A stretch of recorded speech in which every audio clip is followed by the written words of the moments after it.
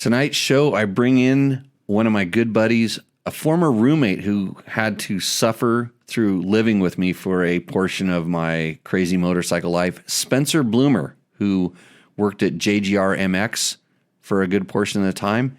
He has some crazy stories about modifying frames for James Stewart, building mini bikes for Ricky Carmichael, and watching me ride off into the sunset with gas strapped to my waist. So here's the show.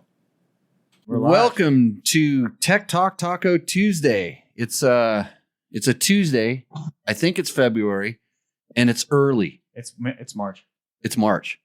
It's March 7th. Oh, wow. See what happens? You go to Baja for a week, and time stops and everything changes. My name is Jimmy Lewis.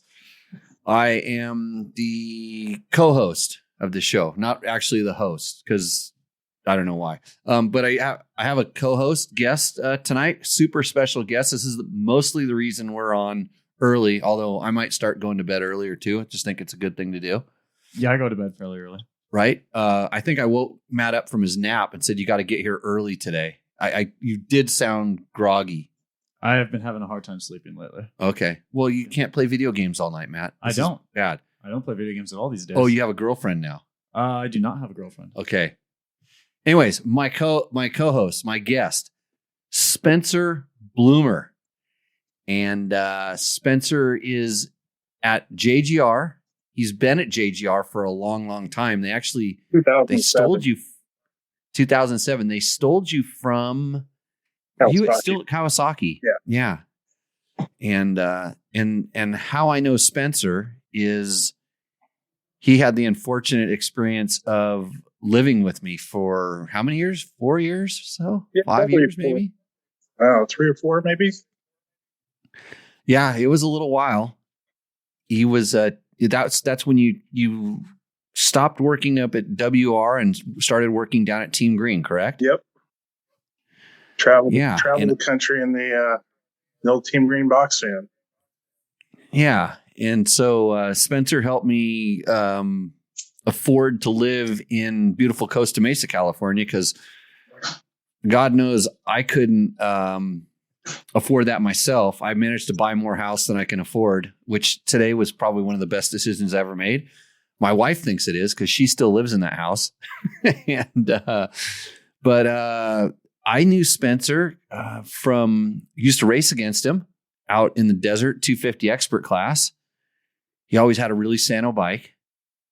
And you did. And then and my bikes were okay.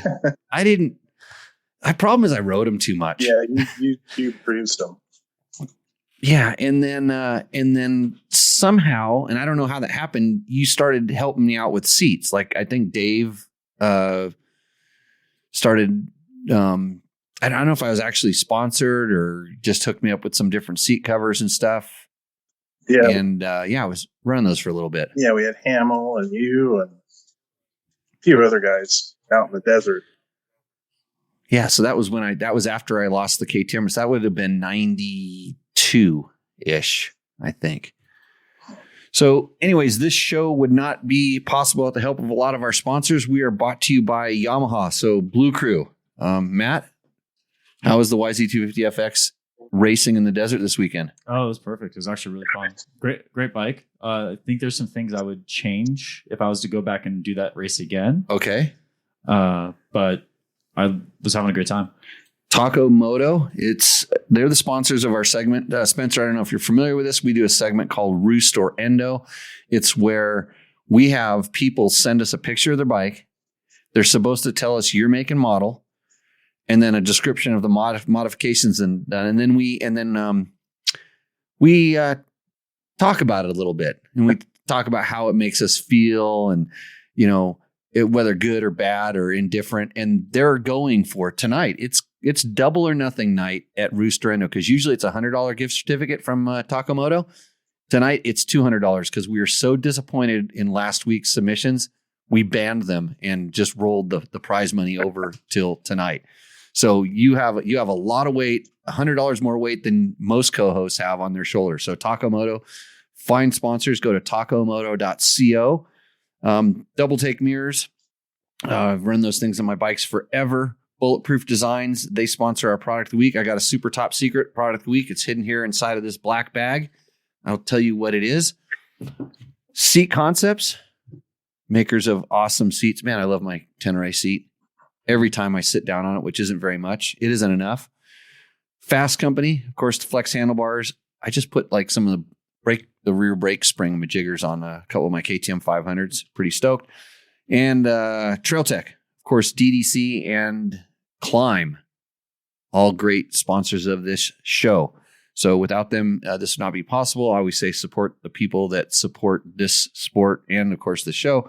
And you can always support us a little bit more by clicking through our Amazon or Rocky Mountain ATV MC links on our website is the easiest way to get it. And we get a little chunk, a little commission, and it helps pay for Matt's gas, I guess, barely. It pays for the gas. Pays for the gas. Okay, good. We're paying for the gas. So, Spencer, how is life and you are in North Carolina, correct? South Carolina. South Carolina. Yeah, I moved to South Carolina end of last year with my wife. He disappeared other year. And but I work in North Carolina, right on the border. Okay. So I'm glad I wasn't totally confused by that, because I'm pretty sure that operation is in North Carolina, but I knew it was kind of close. Yeah. So you went from a desert donkey to a trails, woods type, something I'm not used to. Kind of like remember that trail we had in Gorman, the one that was in the canyon that we weren't supposed to be riding in? Oh yeah. It's like that, right? No. Oh, come on. Remember the time we got your KX 500 all stuck down there? Oh yeah. That was it's like that, right? Oh yeah, okay, that one. Now I know which one you're talking about. Yeah.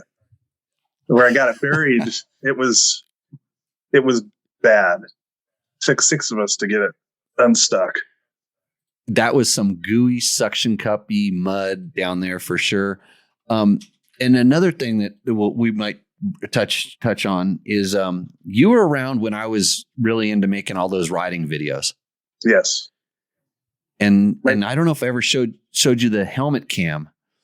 It was of that Bell helmet cam. Matt, you might have seen this. It's got an aluminum box on the side of it, and it's counterweighted with a big old lead ballast on the other side that we used to drop a high 8 camera inside of. Oh, really? That's the stuff that Spencer made. He probably saw me with a duct tape to the side of my helmet, and he goes, "I can fix that." And next thing you know, something like this would come out. That was the original helmet cam stuff. It was, well, we'd seen stuff in like On Any Sunday where they did something just as stupid, right? Yeah. My neck still hurts from that. No kidding. But so Spencer was around like in a lot of our riding videos that I literally just brought my VCR units over here to Pahrump, and I have all the stuff to be able to hook it up and show him some of those horrible riding videos we used to make that I can't show to public because we would get in trouble with content violations, copyright violations for music, number one. Yep. And number two, me and my friends did a lot of really stupid things that is recorded on video. And so not only is that good for me to have in my possession, it's really important that I don't let some of that get out of my possession. So, anyways, yeah, a lot of Thanksgiving trail ride videos that will go down in history. So I will show you that. So, I think, do we have questions from last week's show and stuff? We got them all. We got them all last week. Yeah. Okay. But those are all this week's. We have new questions. Yes. Okay. So the other thing we do on the show, Spencer, is we answer viewer questions that come in. So if you're watching the show, listening to the show, whatever, wherever you're at, mostly Facebook and or YouTube, if you type in the comments, the questions, we take those and we put them on the next show if we don't get to them tonight. So do you get to see him are you scrolling through on his thing or not really? No, he doesn't see that. He doesn't get to see him. So we're going to have to, I just got to read him right off the thing. Or are you going to read him off the sheet? I can read off the sheet if you would like. Okay. So, are we going straight into questions then? Let's go straight into questions because I'm sure it'll prompt up some stories. Because I'll tell you, if there's two more different people in a lot of ways on this earth, it's me and Spencer. You want to explain this? I think it's more me and Dave Osterman. We were more different. How could you be different than Dave? Like, both of you guys seem to have very high quality standards. I guess personality. He is very, very, very high strung. I'm chill. Yeah. But how? Let's just say if we both ran out to the garage right now, and we took a picture, our garages would probably look very different. Probably, yeah. Well, I don't. Does yours look like a bomb exploded? No. And a motorcycle was left, and then I because that's what mine generally look like. Yeah. Yeah. Yours is probably meticulous. All the tools in your drawer are probably lined up in order. Yeah. I wish, but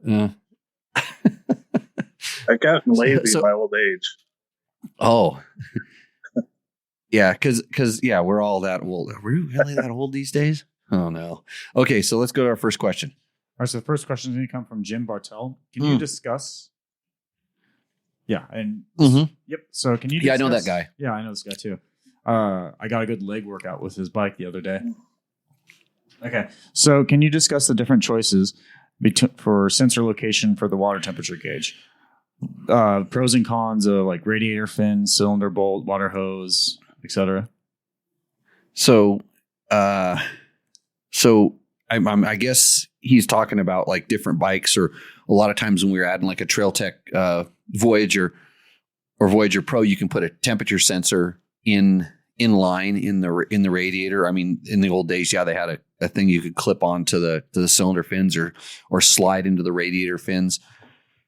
It depends on what you're really trying to determine. It's going to be kind of consistent, I think, in that wherever your thing is, it's going to be reading where that temperature is coming from. I've actually done it where I had a temperature sensor going into the radiator and out of the radiator at one point. So it was showing the temperature of the water that was coming out of the motor and temperature that was going into the motor.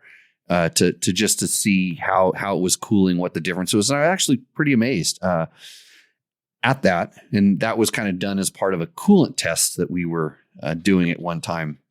But I don't know, Spencer, where do you think the best location would be? I would say coming out of the motor. Yeah, I would think so too.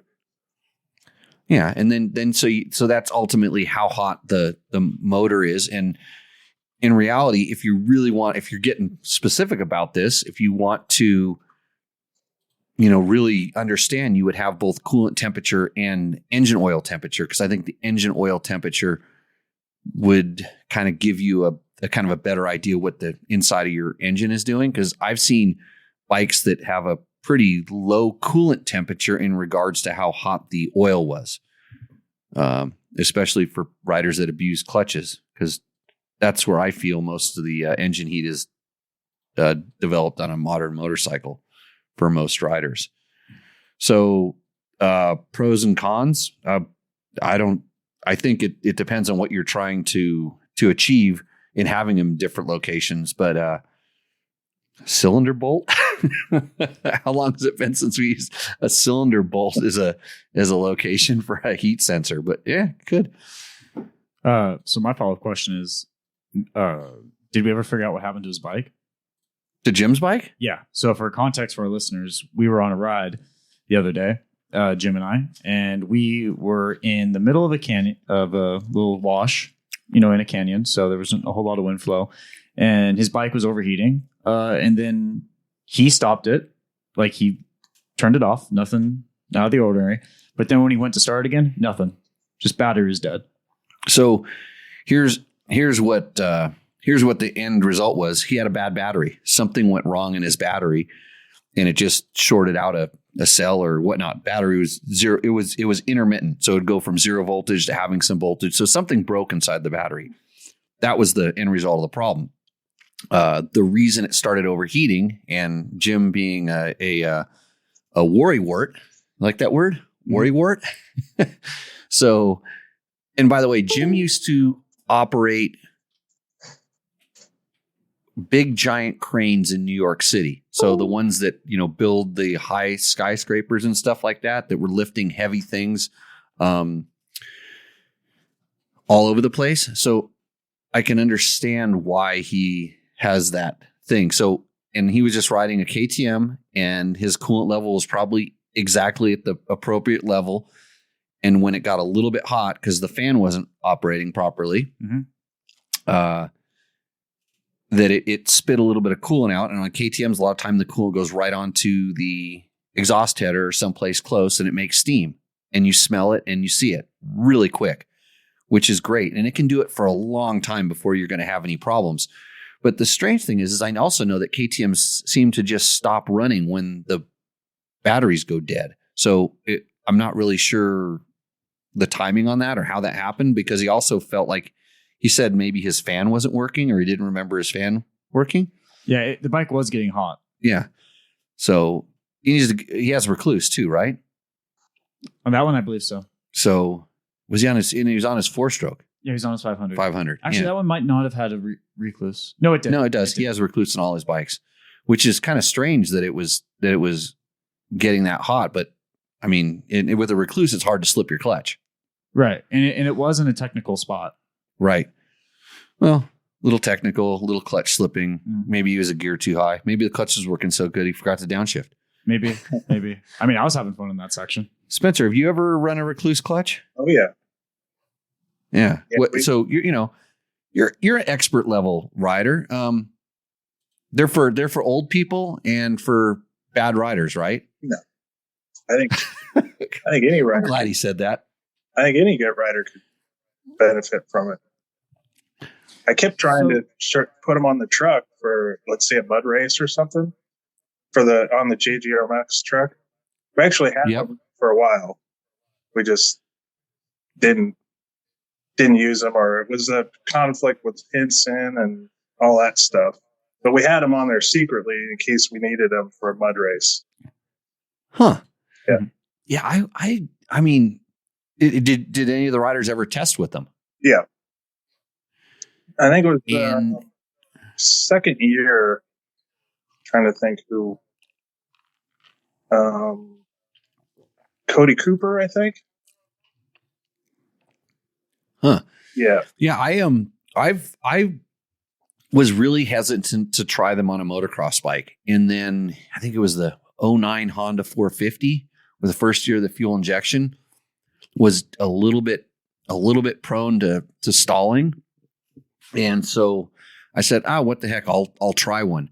In the beginning, I didn't like it because typical recluse, their engagement is set just a little bit high. And so when you're coming into turns, especially on a motocross bike with the wheel hopping around in bumps and stuff, it would lock up and then freewheel. And then I started playing around with adjustment, and generally a little bit higher idle speed would help, and a little bit lighter. At the time, I think they might have been. No, it was probably a wedge one. I'm trying to think. It was all the old one with the balls in it. Oh, but, yeah, we got the one with the wedge. Kind of was a traditional clutch type, because the balls were just that was way too. That wasn't good. Yeah, the balls actually have the smoothest engagement, but they don't ramp down as good. They didn't, like the wedges seem like when you shut off the throttle, they'll come down and disengage. The wedges or the balls engage the clutch better. The wedges disengage the clutch better. So did they ever get where you could bump start a bike? On the hydraulic, yes, they did, because all you have to do is, whether it's hydraulic clutch, you just take a 4mm Allen and back what they call the free play gain adjuster out, and it basically will take all the free play out of it. And then the same thing with the cable clutches. If you get the higher level recluse, I think even with the lower level one, you can always just completely unscrew the clutch and it'll collapse it back down, and then you can get it to bump start. But you can't do it on the fly.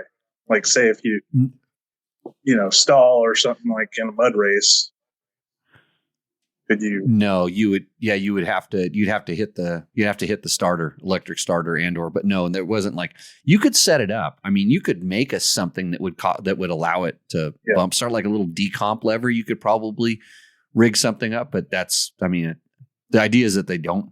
The idea is that they don't stall, but we all know that you turn the throttle at the wrong time with any clutch, any setup, it'll stall. Yeah. So, okay. So how do we end up down that path? Oh, because Jim's bikes. Oh, because Jim's bikes had a recluse in it. Right. Yeah. Yeah, I can't remember. I don't even remember what we talked about in the show, and I have to do the what we talked about in the show read when we end the show. That's how this works. Yeah. All right, so let's go on to the next question from Ken. How about go to Brenda Hansen's question live? All right, so Brenda Hansen, do you think there will be an aftermarket retrofit fuel injection kit for carbureted two-strokes like they have for classic cars coming out in the future? That's actually a really good question. Man, the answer is could be, but the problem is a fuel pump. It'd be no problem to put like a throttle body that has an ejector in it, but you'd have to have an ignition that, you'd have to have ignition. No, you know what? It's not. It won't happen because you need a crankcase pressure sensor. There's a lot of stuff unless you want to start drilling holes in your. Well, and you would need I'm assuming you need a battery for the fuel pump as well. Battery for the fuel pump. But I was sitting there going, well, a tank, you can't just you could put a whole fuel pump unit on it somehow, and just gravity feed into the fuel pump. But now I start thinking about it, all the sensors that it would take, you would somehow have to get a crankcase pressure sensor in there, which is probably not that easy. So, I don't think so. I mean, you'd think it would be easier with 4 strokes than 2 strokes, in all honesty, because you don't need the crankcase pressure sensor. You need a coolant temperature sensor, ambient air pressure, and intake. Something that you put in the air boot, and then you would be good. But, I know a lot of bikes that like fuel injection. Imagine if I fuel injected by Husaberg 650. That'd be dangerous. Well, I mean, you have one in pieces right now, so I know I could start working on the kit. Yeah, I mean, I could just grab like KTM parts and start putting it on there. No, it has actually, the one that I'm working on is an O2, and it has a SEM ignition in it. So not a lot you can do there. Right. But you know what I picked up on my way home from Mexico, Spencer? What's that? 2 Husaberg 650s. Wow. Were you around when an 02 and an 08? Were you around when I was having my Husaberg? Well, it's kind of continued, but when I had the Husaberg 650 around, were you around when that bike was floating around? Is that the one with the cylinder that's flipped upside down or something? Or no, that was the 08. I think we had one in 06. Is when we had one at Dirt Rider. It was a long-term test bike. And I know we took it out to the 24-hour, and it's funny because Ray Conway and I were talking about Husaberg 650s a couple weeks ago, and literally the next day these 2 popped up for sale, and like the money pretty much left my wallet when I saw them, but then I went and rode it. I literally rode one of them down the street and just twisted the throttle one time and just said, "Oh, it's a done deal." And they're literally ticking time bombs. I mean, they Really? can't get parts for them. Oh yeah. Yeah. I mean, I went back and read the Dirt Rider test, and we put over 250 hours on the thing. And really the only thing that was wrong with it was the balance shaft, like the seal, because the balance shaft and the water pump are on the same shaft. And the seal had kind of galled into the shaft and it was leaking a little bit. That was really the only problem with our bike after 250 hard hours. All we did with that bike, once we realized what it was good for, we were out of Jawbone Canyon any chance we could, climbing every stinking hill known to man. It's the only bike that, and you're a KX500 guy, so you kind of know the feeling of power. Even on a KX500, you don't get to upshift on those hills. No. You kind of go into that hill and you're pinned, and if you make an upshift, it's just not going to pull it. Well, this bike pulls it. You make the shift and it pulls the next gear, and you're just like, holy crap. So anyways, yeah. So I got 2 of them. One of them's framed right now. I made sure the motor was good. pull it out, and then now I'm going to sano everything up because the suspension actually worked amazingly well. I was kind of blown away, so I got to send that off and get that taken care of and just freshen it all up. But yeah, that's where we're at. So Brenda cannot ride 4-strokes because they sound funny. Is Brenda a girl or guy?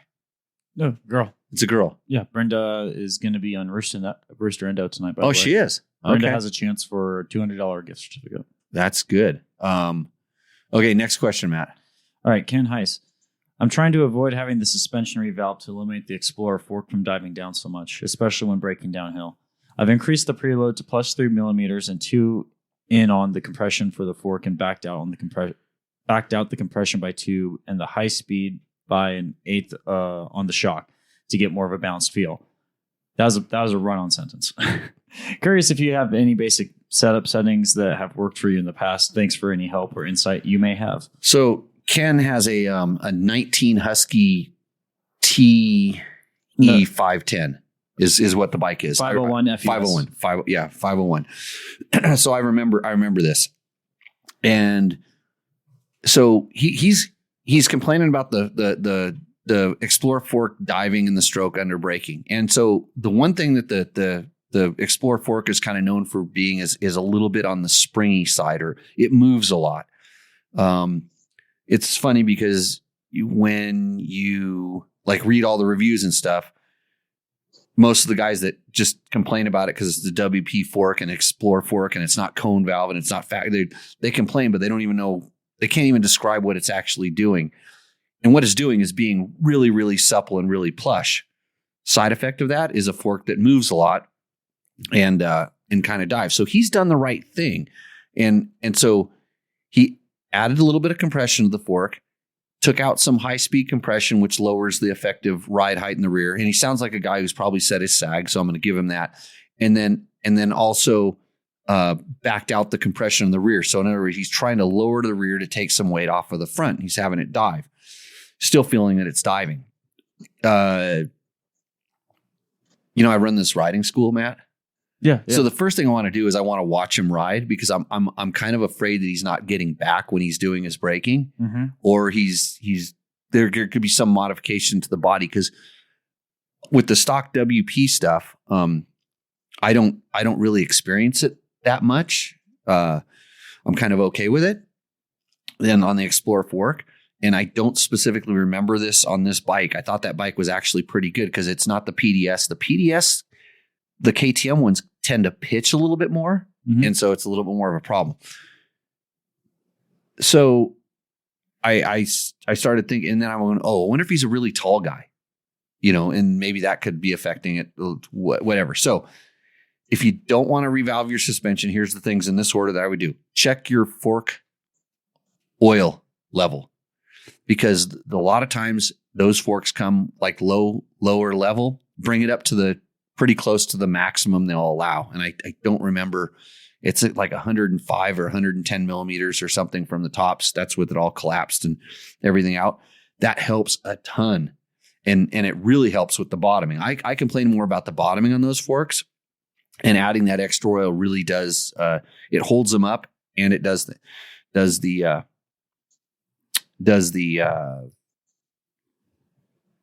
bottoming. So the second thing that you can do is realize that the compression and rebound adjusters on that fork, and that's the fork that has compression on one side, a rebound on the other. Number one, those are kind of like, they're not really low speed adjusters. They're more of a mid speed where they affect it. So you can actually be kind of aggressive with your settings, and you're not going to feel it as much as the way the bike's going to react better than it'll the effect you'll get is more than what you feel. Like most people, like they turn their clickers and they want to feel something.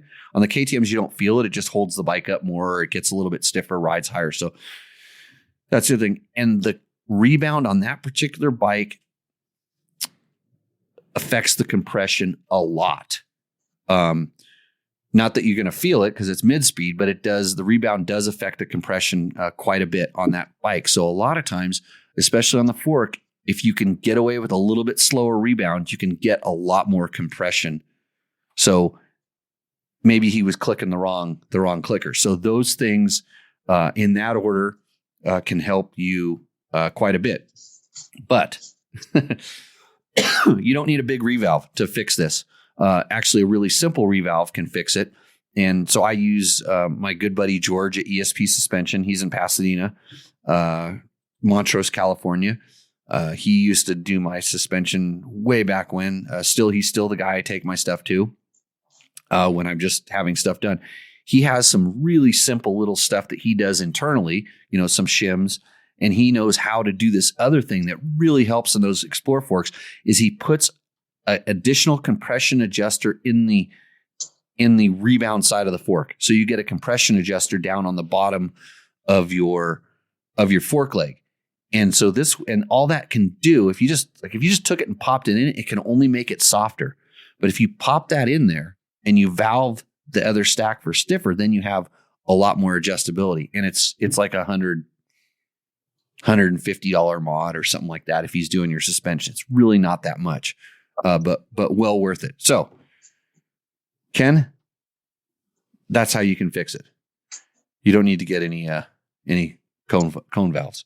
Mm-hmm. This is the setting. I'm taking a set down. I'm taking my Husaberg suspension to him because it just needs to be freshened up. I was blown away by how well that worked for an old bike. Actually, not even for an old bike, even for a new bike. It feels like that thing has 15 inches of rear wheel travel. It's crazy. And it probably does, actually. But I'm taking one of the new 500s that I got. I'm taking it down there and I'm going to have him do exactly what I just told you. Ask him for the Jimmy setting. So, okay. Did that make sense, Spencer? Yep. No, it didn't. You lost me with all the, I don't know about all that old European stuff. Old European stuff? What do you want? Like, do you want air? Yeah, WP. It's the simplest stuff out there. There's open cartridge. I've never dealt with it though. Yeah, what do you want? Oh, I know you want an air fork with 3 different Schrader valves on it so you can adjust the crap out of everything, right? Yeah. Because you'd take the time and you'd have a settings chart and you'd do it. Yep. Who's the pickiest rider you ever worked with? Probably James Stewart. James Stewart. Yeah. And to give a little history, so you built Ricky Carmichael's Works mini bikes back in the day. That was kind of your leap into the race building stuff. So you've been around a little while here. Yep. Little guy. And so what that guy was pretty fast. Yeah.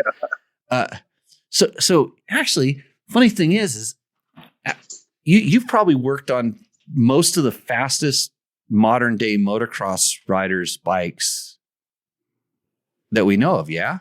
Never Jeremy McGrath though. Yeah, but he was kind of going. Yeah, he was already. It's just like yeah.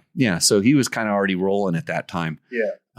So you had Ricky Carmichael, then up through, Stewart and just all the Team Green guys, and then obviously when on JGR, I mean, we've had so many riders. I can't even name them all. Just because we had fill-in guys getting hurt, and we always have someone, we'd always have a replacement rider because we always had to have a guy on the track. Yeah.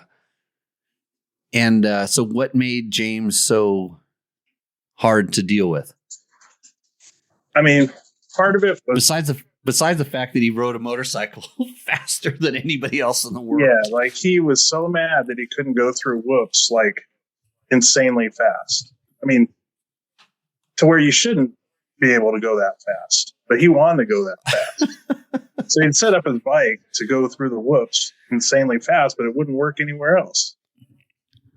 So, and then when we had him, we had unfortunately the first generation Yamaha perimeter frame, which was a struggle. So, that bike was awesome. Bike of the year back then. I picked it. I picked it like the magazine, the Dirt Rider magazine. Everybody rode that thing, loved that thing. And I sure it wasn't perfect, but and I can kind of see maybe for top guys where there would be a couple little issues, but for the regular guy, that was a really good bike. But boy, did Jody decide it wasn't the best thing. And after the first couple Supercrosses, which I kind of remember like Josh Grant and James Stewart and those guys running up front on that bike, correct? Josh Grant was good on that 09, which was the previous year. Oh, the previous one. Right. So, but we just struggled with, I think there was some flex issues and with that first generation perimeter frame. So, and I think it was only, it was great for everyday riders, but for the top riders where they're putting so much load on it, it would flex. Usually in like G outs and landing table to table, stuff like that. Or just transitions. It's on Supercross track.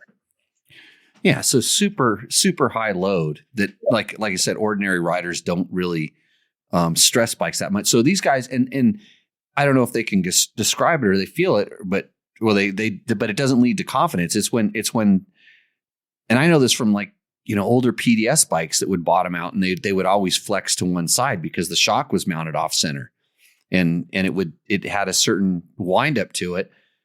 But I never really experienced it with, I don't know, almost any aluminum frame bike. I've never really had that feeling. But so you guys went to the effort of welding extra beams inside of there and stuff? Yeah. So with James, we were down testing. We'd leave Charlotte. Let's see, Sunday night after when we get back from the race. We drive all night, get to his house, 8:30 in the morning, test all day, and then load up and go back home. It's about an 9-hour drive. And that was like almost every single weekend, just trying to get that bike better. So we ended up, it was a flex issue where in the transitions, we were thinking that the frame was bowing out in those transitions or the G outs between if he does like a triple quad or something, he's got to land and be super committed and high load on the bike, and it would just flex. It would just like the whole bike would just like go this way, and then the frame would flex out. So we put a bar in there from one head state to the other. I was machining this bar on his little cheesy lathe, and it worked, but it wouldn't turn. So then we tried these aluminum rods with elastomer, just like on a mountain bike shock in the middle, to where it could still have some. And we had different rigidity levels, and it was. I mean, I think he won Oakland with that setup, but we still had problems with it turning, so we had to work on that. So, but yeah, it was. I think and then Yamaha eventually got involved. Initially, they were not happy with us doing that, but I think they got involved and they had a Heim joint set up. They tried, and I think it led to some of their future frame directions. So yeah, and there's no doubt that when as much as mere mortals don't need to be paying attention too much to what the guys at the races are doing, because those bikes, as much as there's a production rule, they're very, very specialized, and from offset steering head bearings and just everything that they tune with even to get different geometries, which is crazy, to all the moving around of foot pegs and all this crazy stuff. It doesn't necessarily apply otherwise, but there are times I think when you start getting a direction, and this is, I think, any time. And Yamaha was always really careful about making, kind of frame changes and stuff. They do stuff, but I mean, where other manufacturers would kind of really make leaps, Yamaha would always take these little steps. And I think you can see it now. It's really paid off because I think they were a little slow to react in the beginning, but like everything else, it's like the bike that out of all the bikes, the bike that sits in the middle, the especially when you do all these quote shootouts and stuff. Yeah. The bike that's the middle is the one that's going to win most of the time. And because they all have good motors and the Yamaha, the good thing about it with that tuning stuff you can do to it now, you can have any motor you want. So this chassis, all it has to do, they've always had decent suspension. And I think, when KTM was doing something crazy, then Honda would do something crazy, and Suzuki never changed. So Suzuki was always this sort of this anchor of a bike that was actually pretty good. And, everything's kind of changed around. The Yamaha, as weird as it was with the backwards motor, it was really consistent. And I could see where, and when they start talking about torsional and longitudinal rigidity and all this stuff, it goes over my head. But when I ride it, I feel it. I mean, you feel it like right away. Yeah. They like to give you percents and numbers and all this stuff. And, this is X millimeters thinner and we welded this here and then you see guys go and put different engine hangers on it. Yeah. I had like a cheat sheet where, with these races at this angle, it would lower the bars this much, and you have to raise the bars to get everybody comfortable again. Because believe it or not, when you rake it out, it drops the front. So you have to compensate with higher bars and stuff like that. Different. And so these days you're working on NASCAR stuff, yeah? Yes. And what's your primary job there? What are you building? Pretty much any and every tool and doodad that they request at the track. I basically sit on a computer and do stuff CAD wise, and then I guess with my background, because I'm not an engineer, but I have a good mechanical. You just play one in real life. Yeah, I have a good mechanical common sense, I guess you'd say. So I work with a bunch of engineers, but I think my forte is being able to work with the mechanics down there. They tell me what they need. I can kind of understand. I don't over-engineer it, and then try and get it built. And it seems to be working out this weekend. I actually had a part on their cars for the first time that I was kind of nervous about because it's a NASCAR dictated that you can only make it out of plastic. So it's not rapid prototypes, but it was a clicker for, when they throw a wrench in the back window at a pit stop, I don't know if you watch NASCAR, but it's hydraulic now. So it's too easy to turn. So the guys couldn't tell whether they got a turn on it. So I made like a clicker. So, like a suspension clicker, but it had to be plastic. So it was grown on a 3D printer. So, and they all survived this last weekend. So I was happy about that. Yeah. So it's interesting. Spencer, I remember one day he came home from work, Kawasaki, and he probably had it probably wasn't a laptop, it was probably a desktop computer. And he showed me like this program that he was working with. It was like SolidWorks, but it was like 8-bit. Video games. Yeah, it's like 8-bit SolidWorks. Well, I'm making an analogy here, but that's like you found that when it was like brand new, yeah? Yeah. I was just fooling around with it back then. Yeah. He was literally just fooling around with it, designing like wrenches and weird things and roll 7 or 8 years later, Joe Gibbs Racing has the most Sano tool cart you've ever seen, like at the races, this thing. And I'd seen him for a while, because he moved away. Mhm. Hey, Spencer, what have you been up to? So I was, doing this or that, and he goes, I made that. And it just looks like kind of a tool cart until he takes you over and starts showing you the most super Sano thing I'd ever, it's better than my garage. It couldn't go in my garage because that'd be like bringing kryptonite to Superman's house. Uh-huh. Yeah, it'd be something like that. Dividers. Yeah, it was pretty cool. So, right on. Okay, we have another question.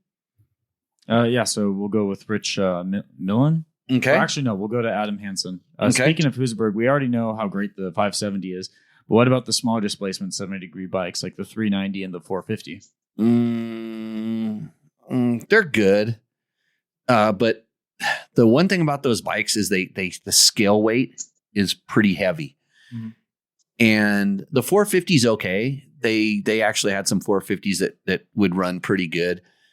But they just, because they don't have that little extra power, which actually power on most bike really adds weight. On the Husaberg, the power actually makes them feel lighter on the 70-degree motors. Mm-hmm. So they're okay. The 390 is kind of fun, but feels kind of heavy. Got it. That's the answer. All right, so Kenny Brown was asking, how much better is 2 rim locks instead of 1? If you're desert racing and you're going to get flat tires, it's really good. If you're super hauling ass, like dual sport applications or rally applications, and you want a balanced wheel, it's really good. But I stopped doing that when I stopped getting flat tires. When I started running good tires and good tubes. I used to do it when I used to run IRC tires back in the day, and I was buying my tires and stuff. I started running 2 rim locks because I seemed like I got a flat tire almost every race. Yeah, a certain kid who used to be a co-host on the show definitely could have used 2 rim locks. Oh, this past weekend. You beat him. I did beat him. Yeah, he got a flat. So they don't ask you how, right? They just ask you where you finished. So actually, Spencer, I do have a question because this rim lock question got me thinking. How come we haven't really seen any more advancements with mooses in motocross bikes? I mean, we ran mooses. We were one of the few teams that actually ran a front moose as well. Okay. I mean, every motocross race we had front and rear mooses. A lot of guys don't like the front because it's too dead, but we made them run it and just get used to it. That's awesome. Sounds like how you learn how to do things around here. You're just told to do it, right? Right. No explanation. Yeah, just because like I hadn't heard if they had become more mainstream to run mooses in like the top level of supercross. The problem is they have, like Spencer said, they have a weird feel, a dead feel. Yeah. And they don't turn the same. Mm-hmm. And the tires tend to roll a little bit different than a pneumatic tire. And I know Dunlop had those crescent mooses where you actually had a small tube inside of a moose, but I mean they're changing them all the time, so at least there's the consistency. It's not like it's wearing out. But I imagine if you get a guy that's super picky, that would be pretty tough. Also, I know that Doug. We had Doug working. Doug, I can't think of his last name. The Bridgestone. Starts Schlepsky? Yeah, well, something like this. He was Bridgestone Doug, then he became Pirelli Doug. Pirelli Doug, yeah. Yeah, so he would measure because they shrink. Or they shrink? Yes. Yeah, they shrink. Yes, they shrink. Yeah, so the 450 mooses would get retired to 250 mooses, and then eventually they throw them away. So I think that was a key to our. No, that's when they go to trail riding mooses. Yeah, so that was. Yeah, they should go to the trail ride. The enduro guys and should then get the enduro cross is when it's really dead. yeah, that's when you're drilling holes through the middle of them and stuff. Jeez. So hey, I'm gonna hang up on all you Instagrammers. If you want to keep watching the show or you're sick of it already, it doesn't matter. You can go over to our YouTube or our Facebook channel. So we'll see you out on the trail there. Okay. Cool. So, what was the next? Speed Toad says, never mind, my wife is listening. He was asking what's the next bike he should buy? Maybe. I'm not really sure. I didn't see anything else from him in the chat. So let's go ahead and move on to the questions that were actually submitted to us before, which is Rich Millen. And I think he answered his question on email, but I think the audience would mind hearing this. So I'd like to make my CRF 450 RX easier to ride in the tight northeastern terrain where I live. I have 3 ideas, and I was wondering if you could provide input on which one or combination of the 3 would be the most beneficial. Option 1 is go up on the rear sprocket by 1 or 2 teeth to bring second gear down and avoid shifting into first in the slow sections. 2, which is adding flywheel weight. Or 3, go with a Recluse full auto clutch. So, so the whole Recluse system, there's 3 different levels of clutches you can get for the Honda.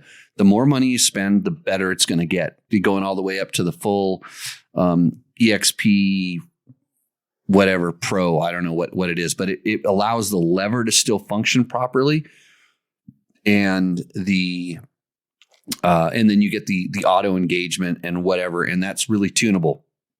So you can kind of get it set up in between that and the idle speed. You can make it really work, and that will solve most of the problems, especially just the hit. You can kind of take some of the hit that motor has by setting it right, because it just slips a little bit longer, and it allows you to ride the gear high without stalling. So that's the kind of go-to on that. I don't think that the flywheel weights are that effective on that bike for some reason. It just never seemed like it was. And then as far as changing the gearing, man, I hate going into first gear and because you're crossing neutral all the time. Yeah. And so I hate having to do that. But I think the Recluse clutch, it's about $1,000. You spend $1,000 and you're going to fix that.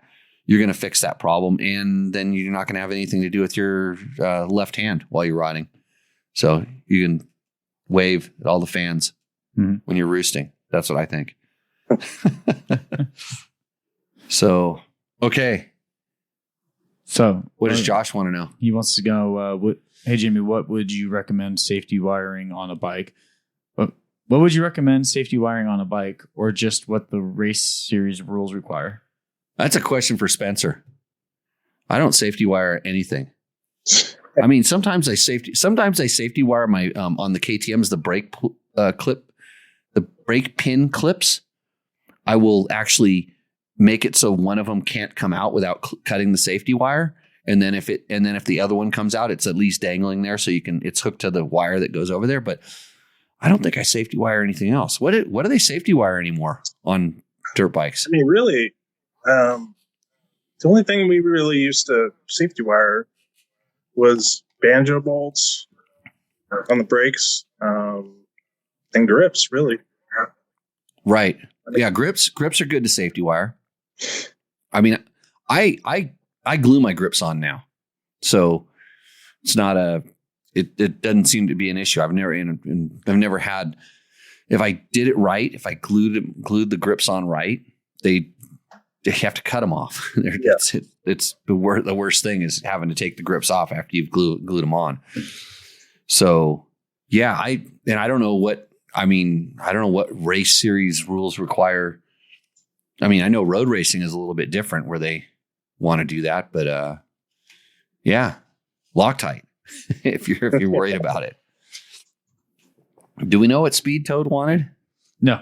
I have no idea. No, that just came out of nowhere. Just come out of nowhere. Yeah. So let's go into Sean Elliott. So is there any value in halfway through oil life laying the bike on its side, removing the magnetic drain plug, clean it, and reinstall with a thorough clean magnet?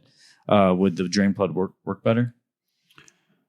I think, I mean, if your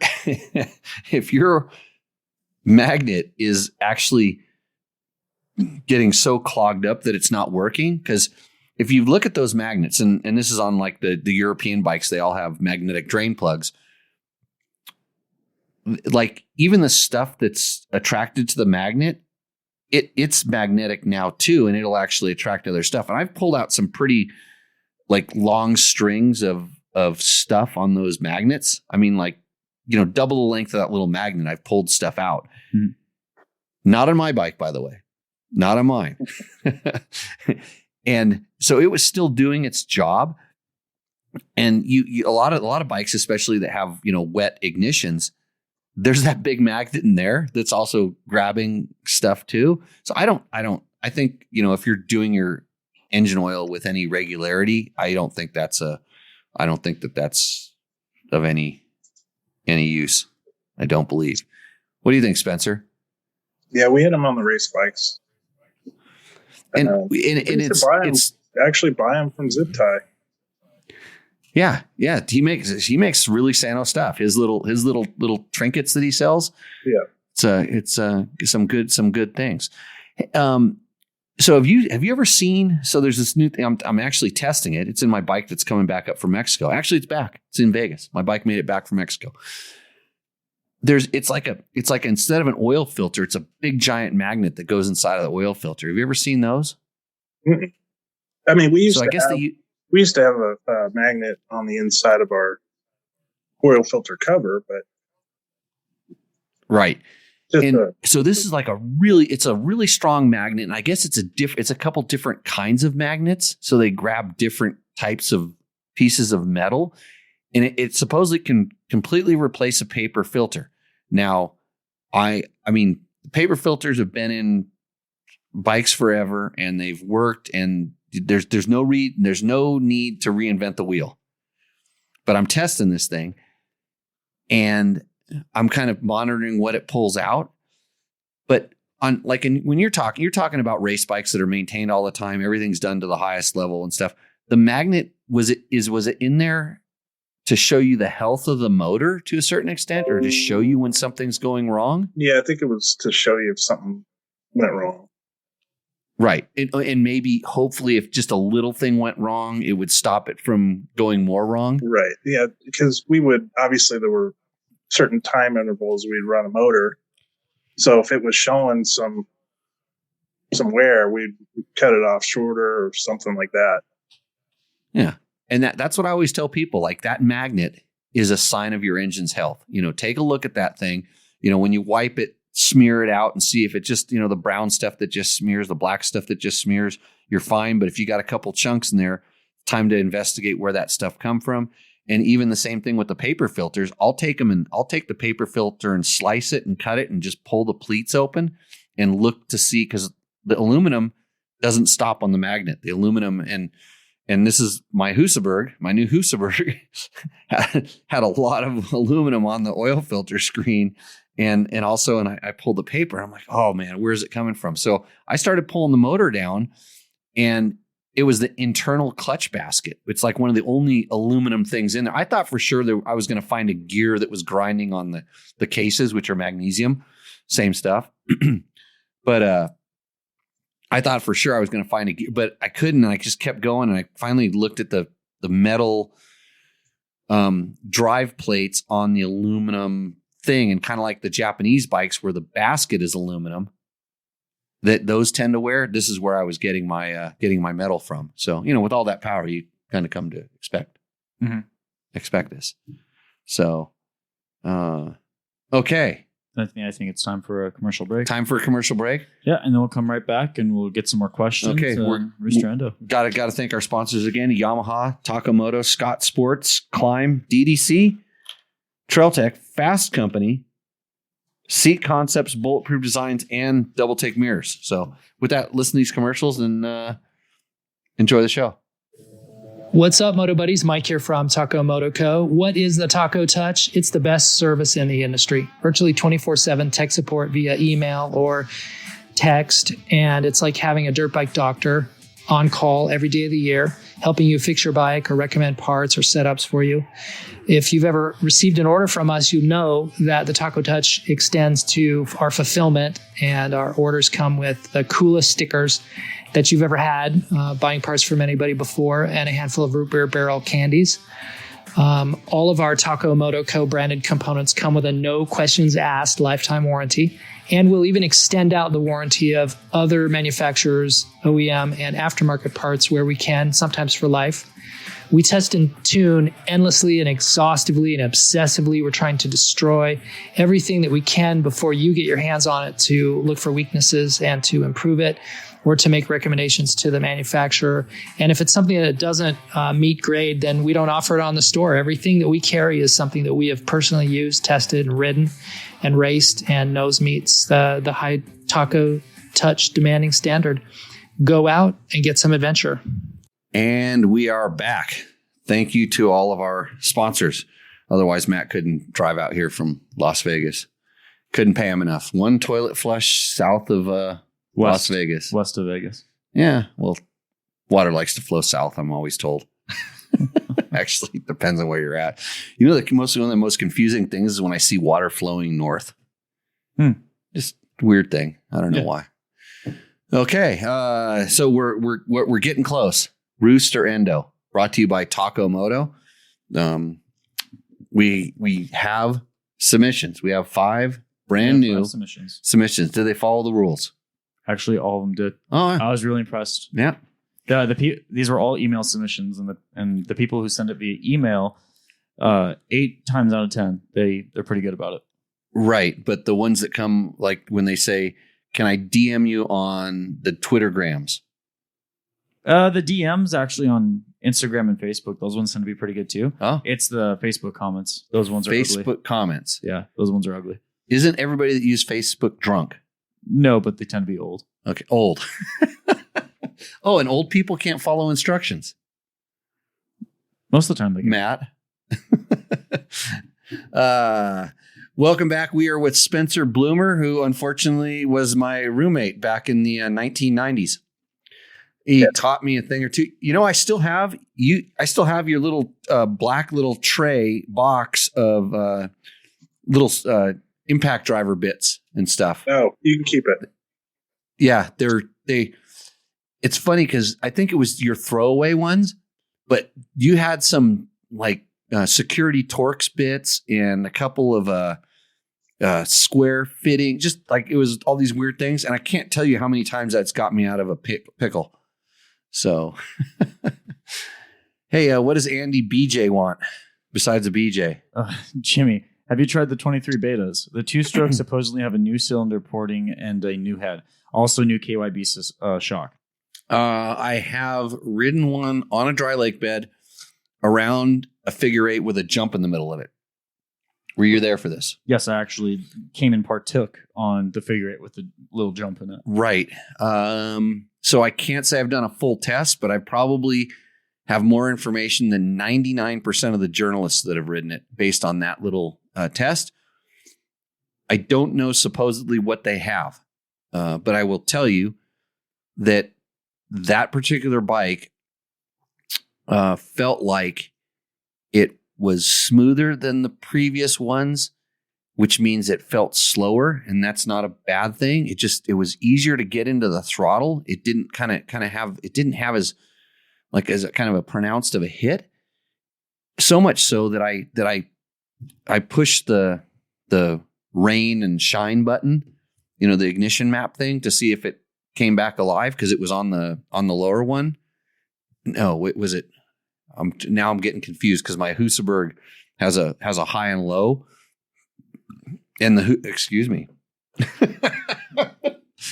that was my the frog in your throat. The frog in my throat. But do you want to fill in the viewers with what's going on? With I got the WOG down in Mexico. Yeah. Let me finish this question. So I pushed the button on the beta and it had a completely distinctly different power band, which I thought was really good, because most of the European bikes, when you push the button high to low or rain to shine or whatever, you can't tell the difference. And it was good. So and that little jump on the dry lake bed, and we're talking like a 1 foot mound of dirt that we were just hitting in the middle of a figure 8. Couldn't tell about the suspension. So I'd have to go ride it. But I'll tell you what, the kid that owns the bike was really stoked on it, and he made it look really good. So, yeah. So back to my buddy, Mike Shirley, rally navigator Mike Shirley, shows up at my house. We hop in the truck for a 5-hour drive down to the border.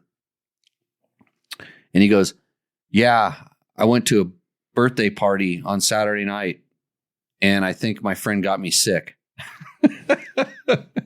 So 2 days later, I was saying, yeah, my buddy Mike hopped in the truck with me, and I think he got me sick. Yeah. And then I recovered from it. I got done, and then I flew back up on a plane, and I think it got me sick. So I'm just getting over. And plus, I was smashing salt cedars with my tractor today. Yeah, it probably doesn't help either. And it did allergies. Yeah. So it's not like my cat came in here and kissed you. No, that'd be bad. That'd be bad. Hey, You need a new producer. Spencer, you know I have a cat? You do? Yeah, I'm a cat person. You don't have dogs? Why? No. Yeah, it seemed like a dog person. No, I have cat because I had mouse problem and the cat took care of it. And now since she's killed anything within the vicinity, she has nothing to kill. So she just hangs out with me all day. She's a retired life. Well, I know she's waiting to kill me. That's what cats do. They if they could kill you, they would. And this one would. I think she's just sitting there, just waiting until I die so she can eat me. And then that's the way a cat shows you they love you. Dogs, if you die next to a dog, they'll stay with you and they'll probably die with you. The cat will eat you. Yes, this is 100% true. I know this from my friend who gave me the cat, who's a veterinarian, and now I'm questioning that if she's my friend or not. She just wants to see my cat murder me. We'll have to discuss this at a different time. We had a question up there. Oh yeah, we have a few actually. I do want to hear about the roommate situation from the 90s though, at some point. Asher Petchigit.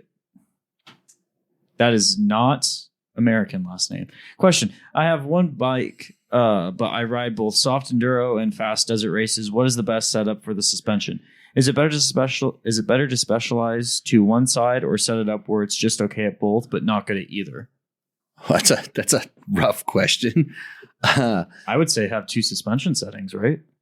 And just go. Well, back I mean, and forth. clickers are simple to turn. The reason they put the clickers on the bikes is so you can adjust the bike. You can personalize it.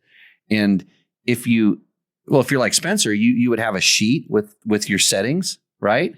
Mm-hmm. Yep. And you would do some testing. So I do testing, and then I just do it by feel. And I actually write on the shock with a felt tip pen, because when we were doing stuff at the magazine, I'd let bikes go and they'd come back, and I need to know where. We'd always write stock on it, and then I'd a lot of times I'd have a second setting where it was like, this is where we got to quote the ideal setting for a few, majority of us, a few of us, however it works. Yeah.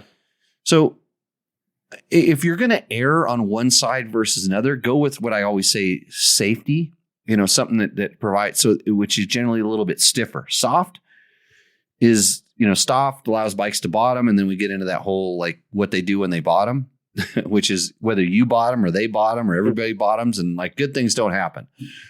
So, and if, believe it or not, if you check your manual, a lot of times there's recommended settings for different things. Why do we keep getting those noises? What's going on there? it's just notifications. Notifications? Yep.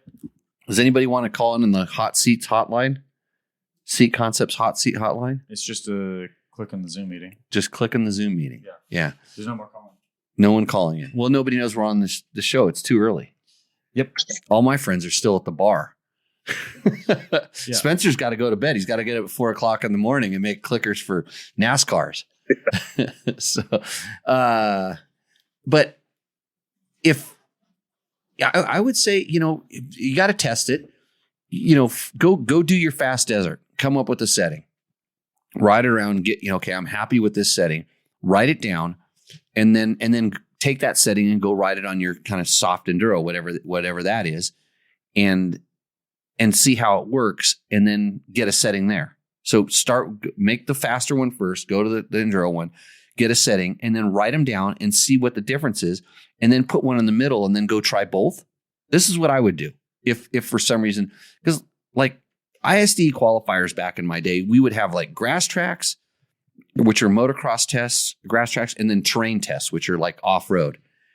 And you didn't necessarily have enough time to be able to be doing a lot of clicks. You could do some stuff, but So I try to find the one that was, and mine was like more towards the faster safety side is where my kind of setting was.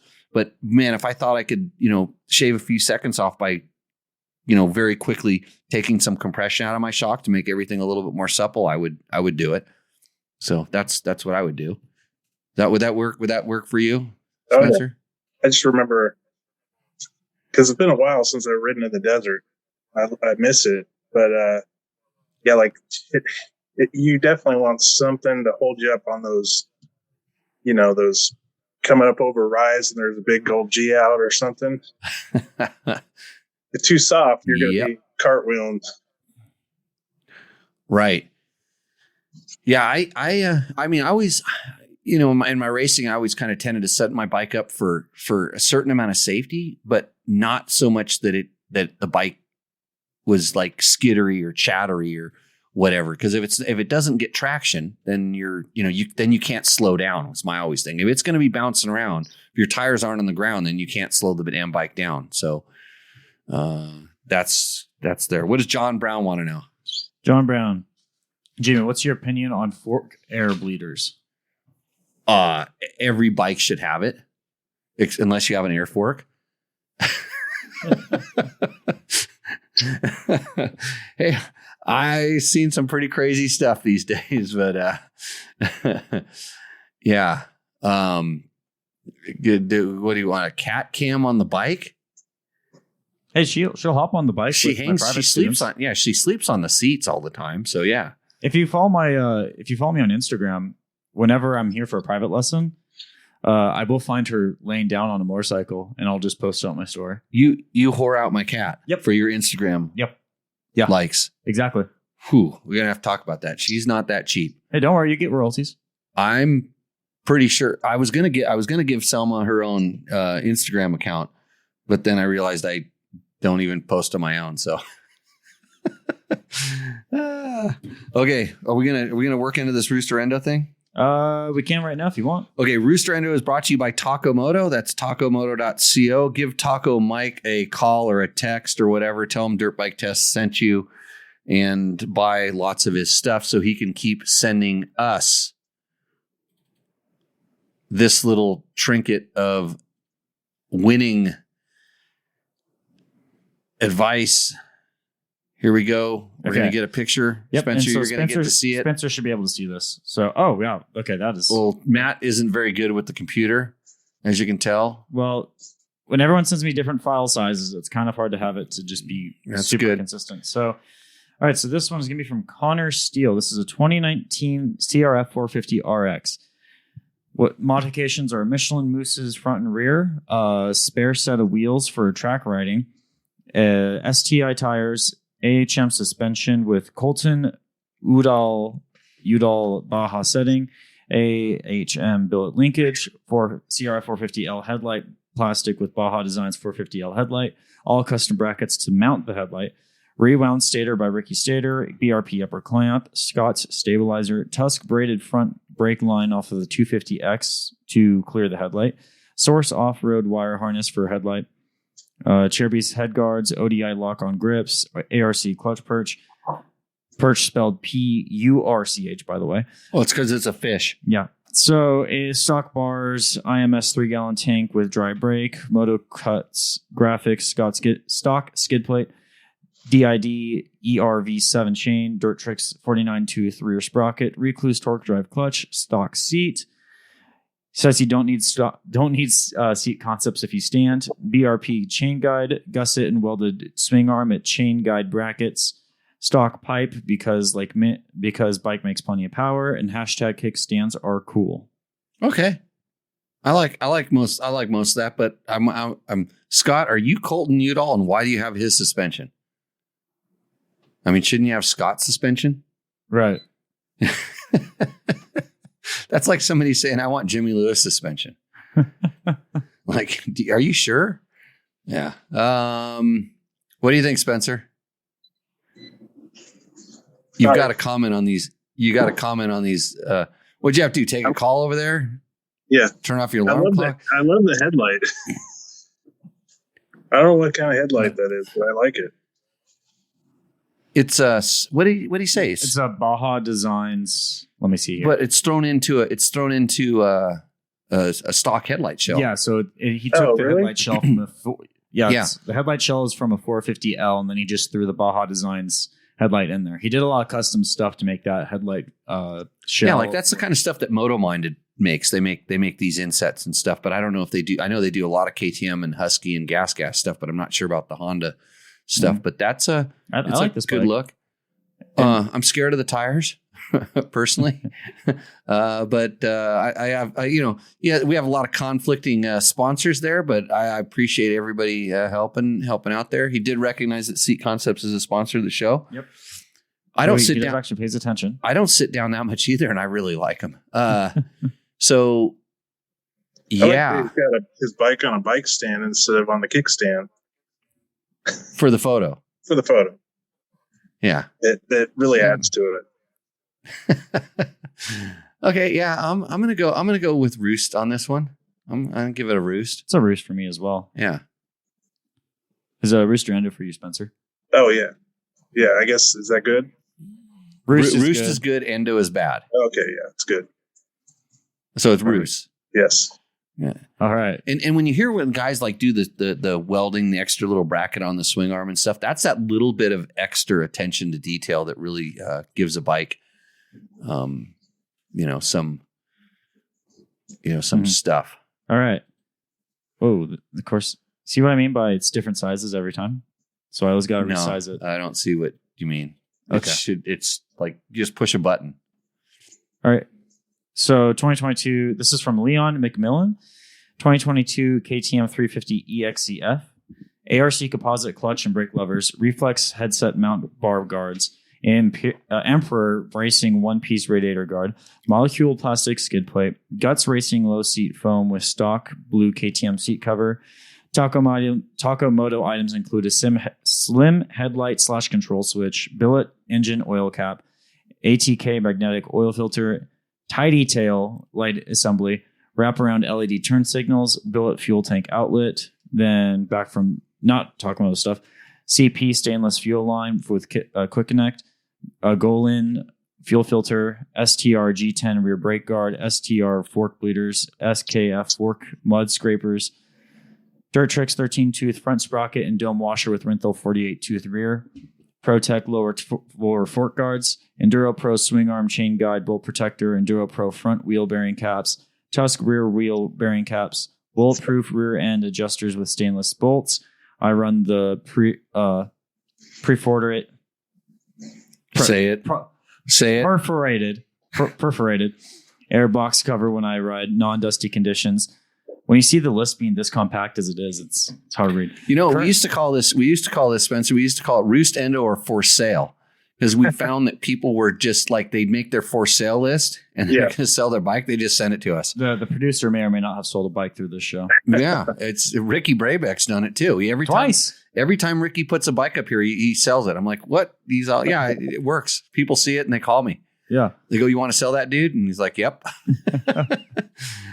All right. So currently running Tusk EMX 35 front and rear tires with stock rim locks. Engine and ECUs all stock except for removing the evap parts. Suspension's 100% stock and some other miscellaneous items that he forgot to mention. I hope he punched out the little perf thing at the end of the muffler. That's the only thing I hope. And on this bike, I'm completely 100% sitting on the wall. And I'm going to tell you why. I mean, it looks like a nice bike other than the low seat. Has lots of stuff. Definitely some, conflicting sponsors there. But did he use our pass through when he ordered all of his Tusk stuff at Rocky Mountain? That's what I need to know. That's how I could determine whether this thing roosts or endos. Because if he did, then it roosts. Mm-hmm. If he didn't, then it endos. This one is going to roost for me because he actually sent me a very detailed list. He actually had sub bullet points. Sub bullet points. Yeah. And you being a physicist, you like a lot of sub bullet points. I can appreciate when data is organized. Spencer? I don't know. The low seat, being a seat guy, the low seat kills it for me. It looks like a dirt track. Yeah, well, maybe he has short legs. What do you know? What he's? I just tell him, get your butt off the seat and put one foot down. Yeah.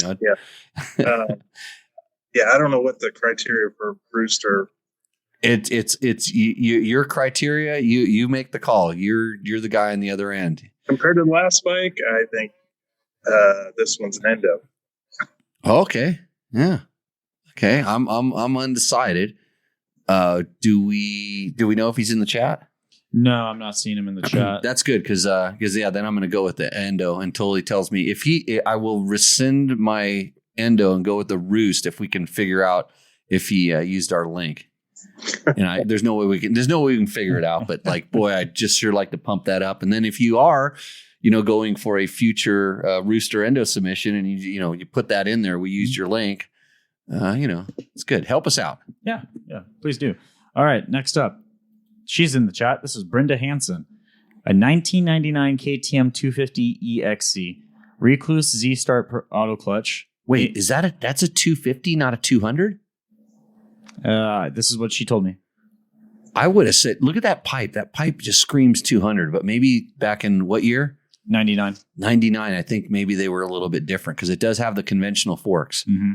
So, yeah, okay. So, Recluse Z-Start auto clutch, AJP left-hand rear brake with custom hose, GPR stabilizer, FMF 909 bars, pivot pegs, KTM oversized radiators, KTM radiator braces, precision concept suspension, KTM SX tank with a Cherubies plastics, Lectron carb, 1352 gearing primary drive, Tusk handguards, E-Rider chain guide, Scott's rear shark fin, black XL rims, front Tusk Recon tire, rear Pirelli MT43 tire, tubeless with tire balls front and rear, V-Force 3 reed cage, Pro Circuit pipe, Moose pipe armor, Pro Circuit 296 spark arrestor, Guts foam neutron seat cover, Tugger straps, fork brace Summers racing components, aluminum skid plates, which is unknown, and dirt bike gear tool bag.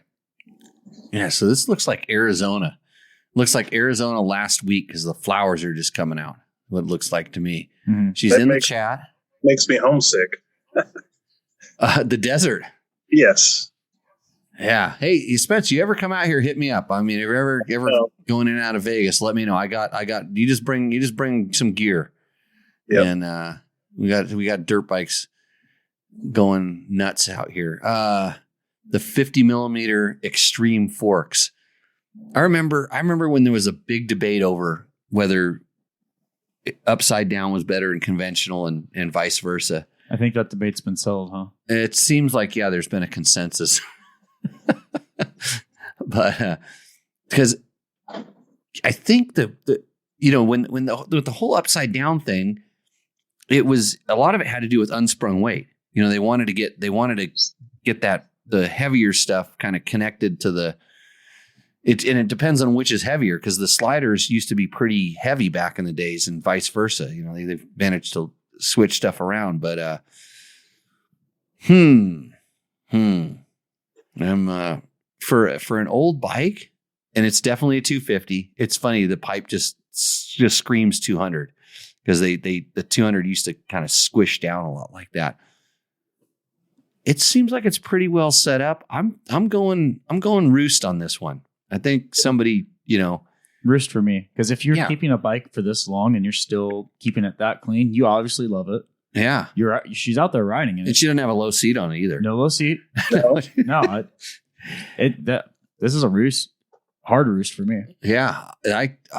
I'm going Roost with this thing for sure. Organized list as well. Yeah. Organized list. Yeah. It's good. I'll go with Roost because it's a 2-stroke and the good scenery in the background. Good, making Spencer a couple little flowers. Yeah, got a barrel cactus in the back. I will say this week we've gotten much better pictures submissions this week. Oh, well, last week was the worst ever. Is everybody's garage? Yep, and back of their truck, and everyone is now put more effort in. All right. Hey, if you're in the chat right now, let us know where you're from because I'm always interested to see where people are kind of checking the show out, especially since we're kind of coming on early. I'm expecting we might have a little bit more of a East Coast crowd. Yeah, because we usually everybody's past their bedtime. Okay, this is from Kenny Brown. Okay, Kenny. 2022. I got some stuff, some takes. 2022 KTM 500 EXCF. Takamoto tuned Athena Git ECU with Wi-Fi and traction control. Fastway end cap with ultra silent insert. Seat concept seat. A Cherubies full set of plastics from day zero. Haven't found graphics that speak to me yet. A Cherubies Moto side covers. A Cherubies skid plate. Recluse Radius CX clutch. Tusk handguards. Tusk rear rack. Tusk thin headlight switch housing. I really hope he also used our affiliate link. Yeah. Double take mirrors, Amazon Bioco LED headlight, much better than stock, but not $400. Polysport swing arm protector, and a few other bits. Eastern Kentucky, where the sticks turn into twigs. The sticks turn into twigs. Okay, so what's the when we have our classes and people are renting bikes and I pull them over, what's the one thing I tell them that they can't do that they absolutely are not allowed to do with a KTM? And you're not, KTM especially. As soon as I saw this, I was like, "Oh, I'm gonna go off on it." Yeah, I almost did. So Kenny, I believe, is in the chat. He's in the chat. This is not so I got a couple. So number one, so I tell people, like, if you're on a KTM and you're the first thing you do when you touch the bike is put the kickstand up. Yep. You do not, under any circumstances, Josh is with us. Prop your wife up on top of your bike next to a swamp on a KTM kickstand, because that bolt is made out of like tinfoil.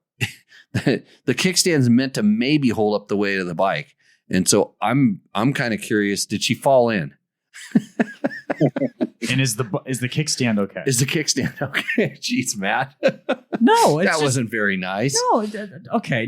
I did not mean it like that. It's just I have seen it. Oh, just seen the kickstand just bend. Actually, the kickstand bolt doesn't bend. The bolt just it's bends. That bolt, yeah. And then your kickstand's rubbing on your swing arm for some strange reason. I actually like the graphics package he has, because I have a KTM 500 that has the exact same graphics package as that one. It was a 6 days, and I turned it into exactly that with some nice Cherubies plastic. So, yeah. I mean, if you don't have sponsors, why do you need graphics? Right. We should get him some dirt bike test stickers. Oh, sure. Oh, definitely. 100 pounds. Yeah. Oh, she's only 100 pounds. Okay. That's 100 pounds too much. Yeah. And I'm not complaining about her weight. No. Any weight on that bike other than the bike is thing. I'm tripping over myself here because now I know what I just implied. But no, it's if it's a 10-pound baby on it, you probably shouldn't even put it on the bike. Yeah, don't put your baby on your KTM either, especially next to a swamp. Yeah. What do you think they have in? Where do you say? Where's Eastern Kentucky? Kentucky. What do you think they have in the swamp besides dead bodies of other girlfriends or wives that have fallen off the bike that he shot the pictures of? I don't know. Snakes. Oh, snakes. Swamp snakes. Yeah. Got it. I like this bike. There's effort put into the photo. Yes. Granted. Well, think about it. Like, think about me trying to get Heather to do that. Yeah. I'd get beat up, I think. His wife's obviously cool enough to sit on the bike. She would do it, but but she'd want to take the picture. That's the problem. She likes the camera. Yeah. Why don't you sit on your bikes like that? Well, she takes pictures of you. Put on the Cherubies sexy shirt and you'd pose like that. Wow. That's a good idea. Yeah. Roost. Yeah. It's a Roost for me, but don't sit on the kickstand with the kickstand down. I almost just went nuts. She can swim. But you misspelled it. Hey, the A is right next to the S on the keyboard. We can forgive him. Right. It's a Roost for me for sure. Yeah, Roost. Check your kickstand bolt. Yeah, it's a reluctant Roost for me as well. A reluctant Roost. What's the reluctancy? Just the kickstand and just I guess the pose picture. Torturing your wife to sit on a motorcycle. Yeah. We will pick on almost anything here. Yep. I think my favorite submission still is the guy who just photoshopped a model in. Oh, because he said the week before you said we need models in these submissions. And he just photoshopped one in. All right, this is Jason Miller, a 2017 KTM 150 XCW, raw and black cylinder head mod, Electron carb, Dalsagio. I pronounced that wrong. Mid valve in the fork. BDP radiator guards, Enduro Engineering skid plate, FMF turbine core, D803 rear tire. He calls it the original cheater. Cycra hand guards, Scott's steering dampener, and poor man's race numbers.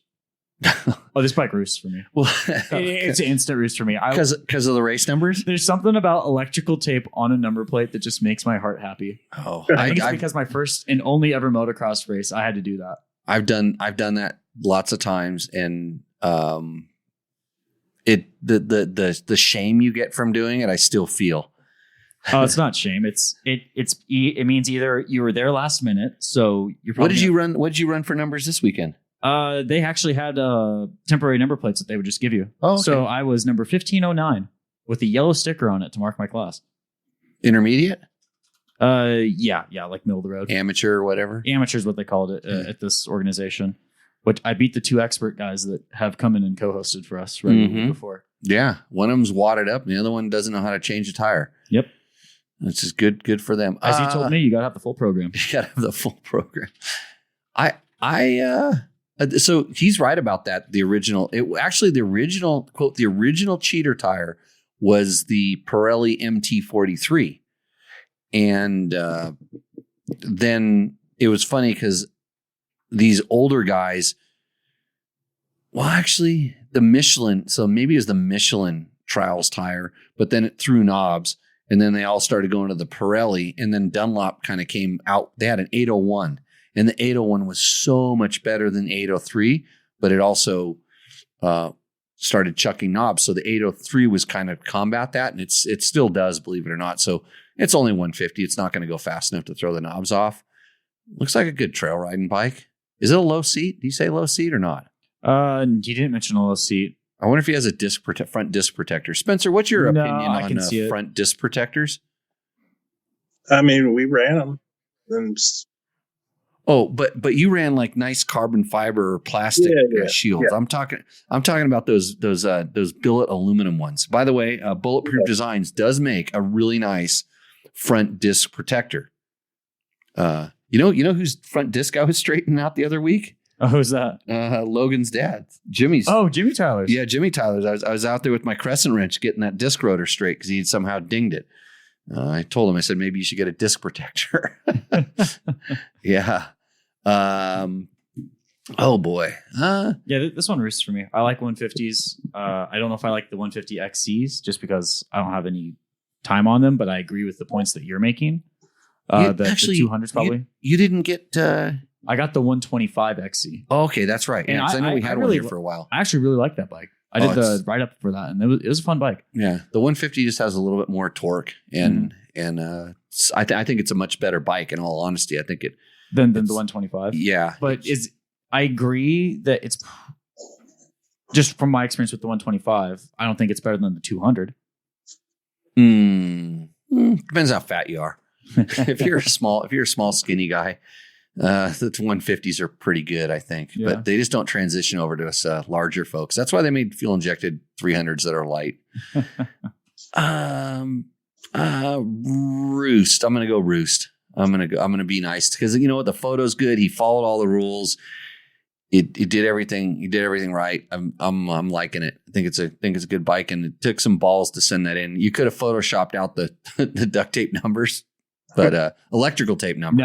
No, keep them in. That's character. I mean, but you instead of just doing the straight cuts, do you think you could have floated a little bit, like actually curved the 3? No, don't try to stylize it. Just let it be what it is. Oh, come on, Spencer. It's got to be janky. You embrace it. It's electrical. No, tape. it's definitely a Roost. It's a Roost because of it looks like a fun bike to ride, and it's got a trial tire. I love it. Mm-hmm. Yeah. But if you were going to put 403, your 4 would have a little bit more of a curve to it. And your 3, I mean, even with electrical tape, you could probably pull this off, make it a little more Sano. Oh yeah. Okay. But that's like trying to upgrade the suspension on a KLR. It is electrical tape. It is supposed to look janky, and just embrace it. Be what it is. Don't try to stylize it. I guess it really depends on how much time you had. But don't put lipstick on a pig at the races. You know, to do this, and if he did this the night before, I'm looking for some more curves in that 3.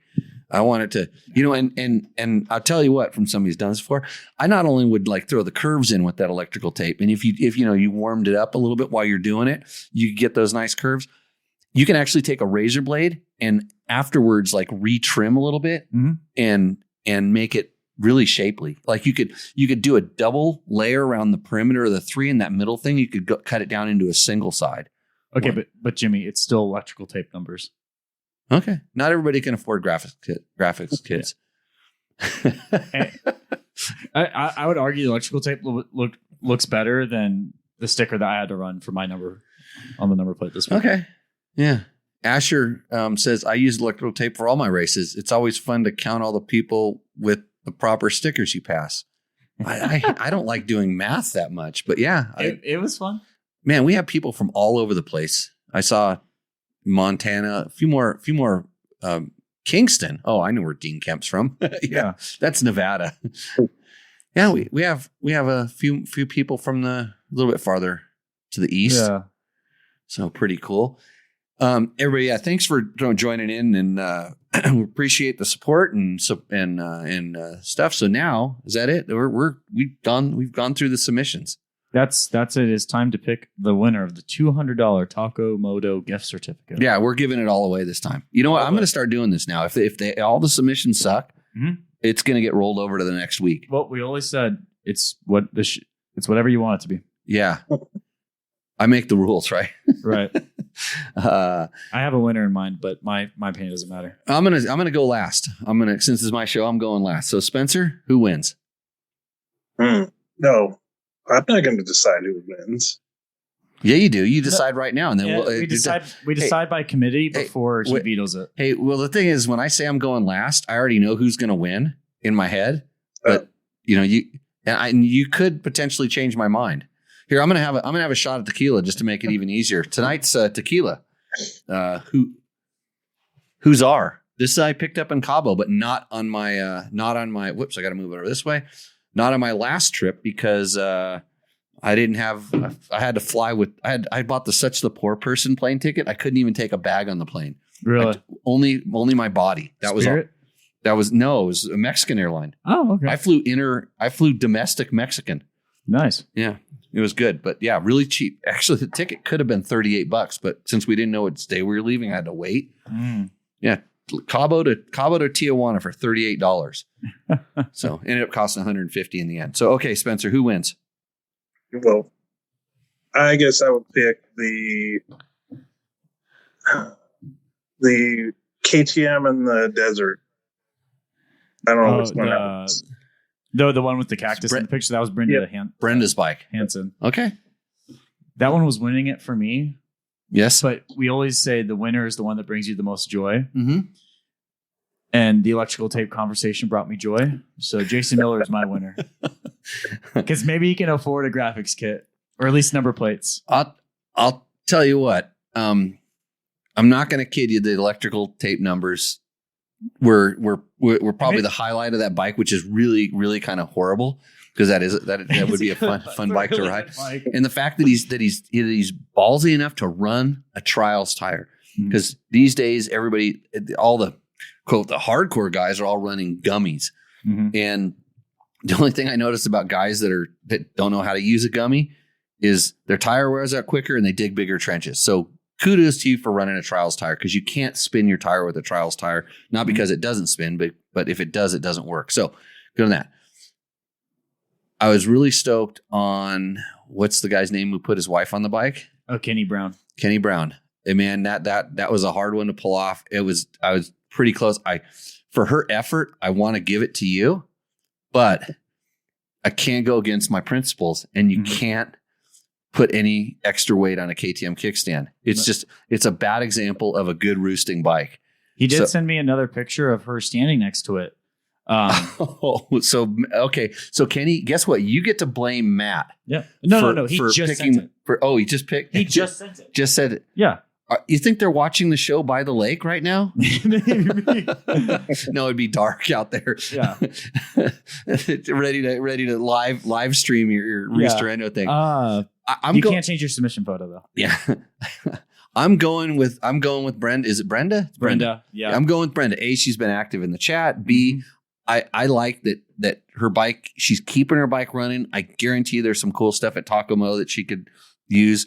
It made Spencer happy, and Spencer picked it. Mm-hmm. And it was my second. I think that's good. So yeah, Brenda, I think you won 2-1 because Matt's vote doesn't really even count around here. Yeah, I'm just the producer. Yeah. So good job, Spencer.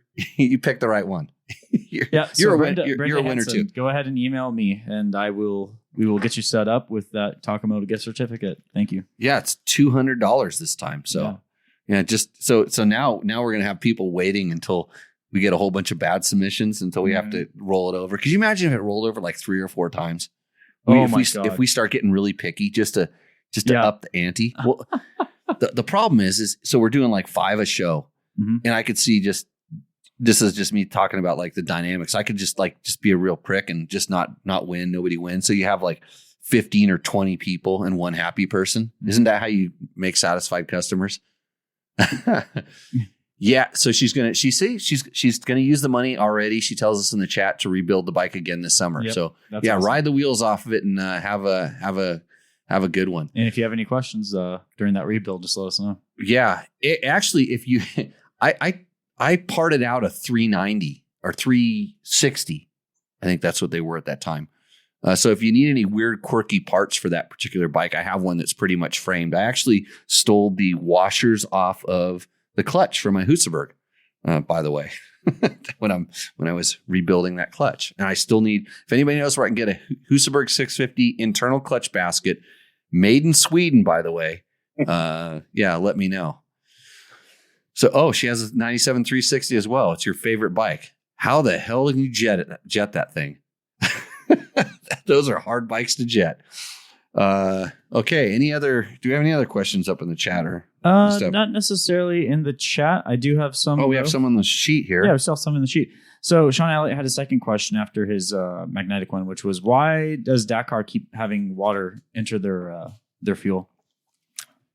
It depends on who you ask.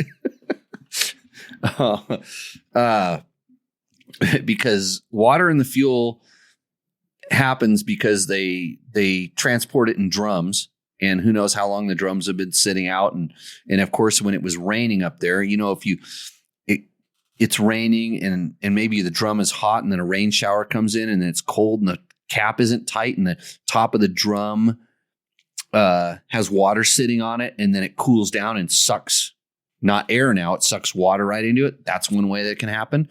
Water can actually pass through the metal somehow. Am I right in this, Spencer? Like if you have a drum sitting on a cement floor? Yeah, I think moisture can... I'm not entirely sure, but I think there's some kind of... Like you never really want to have a drum just sitting solid on a cement floor. I always slide a small piece of wood underneath mine so there's air venting underneath it because the moisture can condense underneath there. And I've heard that, it does that. Oh, she used an electron carburetor. That's how she jetted her KTM 360. Well, I tell you what, you sure as hell couldn't do it with the old Kian, and I don't think the Mikuni was any better.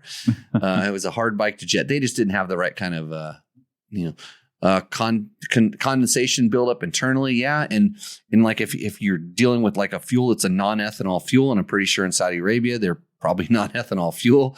There's no place for that water to go. The ethanol will actually absorb it and stuff. So it ends up down at the bottom. So these tanks, they unload them out of the truck, they sit, the water goes down, they drop the pump in there, it pulls off the bottom and water goes into the first bit is water. So that's why you'll notice that nobody wants to pull into the fuel pump first. You wait for somebody else to get gas first.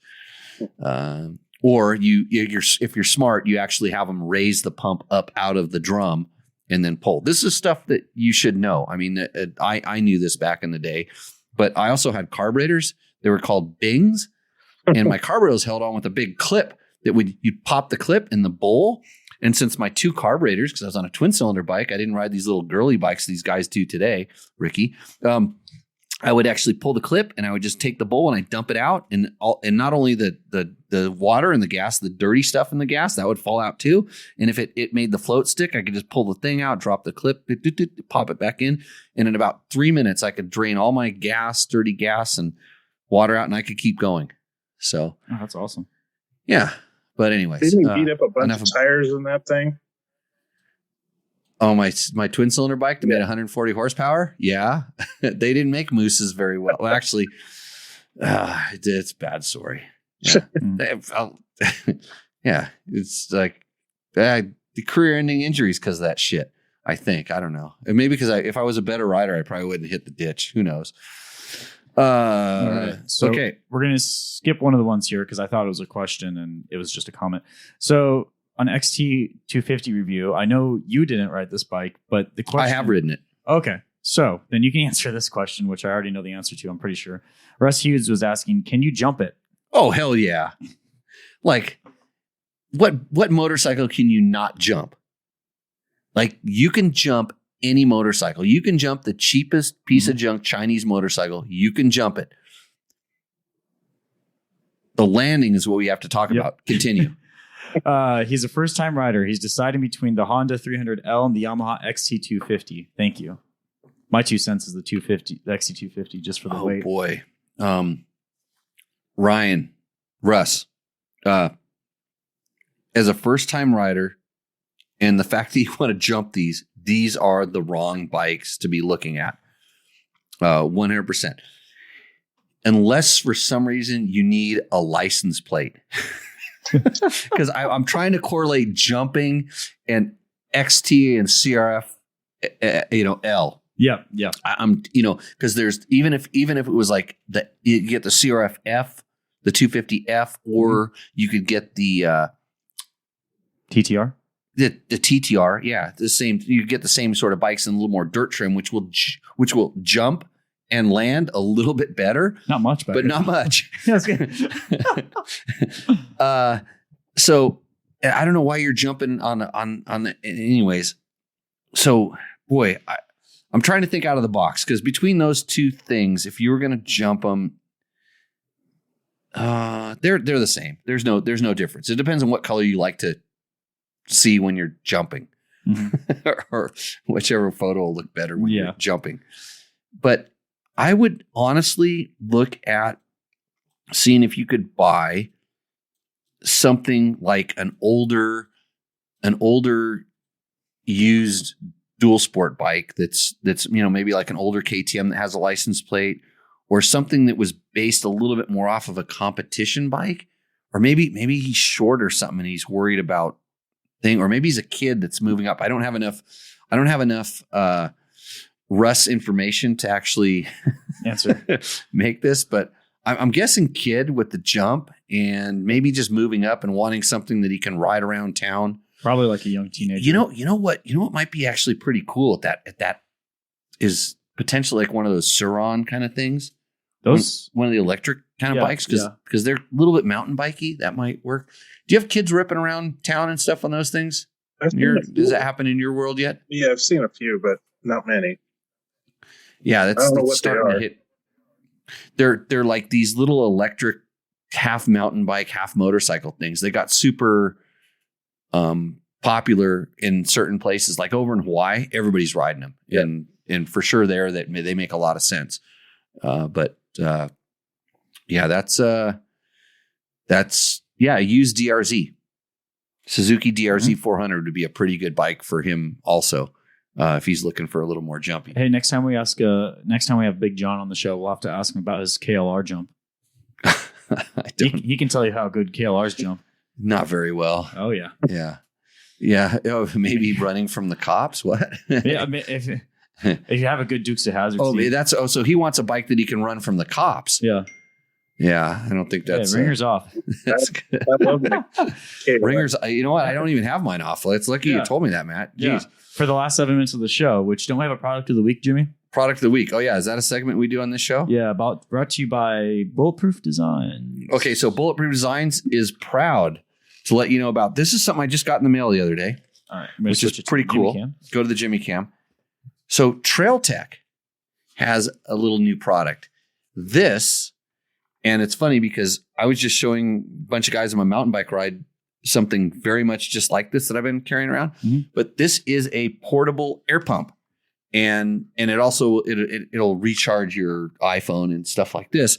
But so what it has, it's this little box. It's basically a battery, and it has an LED screen. It's a digital, and then you have this little, and I'm getting it out here now with the instructions, and then you have this little thing here. That's the cable, and you basically, not cable, but the thing, you screw it in there, screw it on your tire, screw it in, push the button, and it will pump your tire up.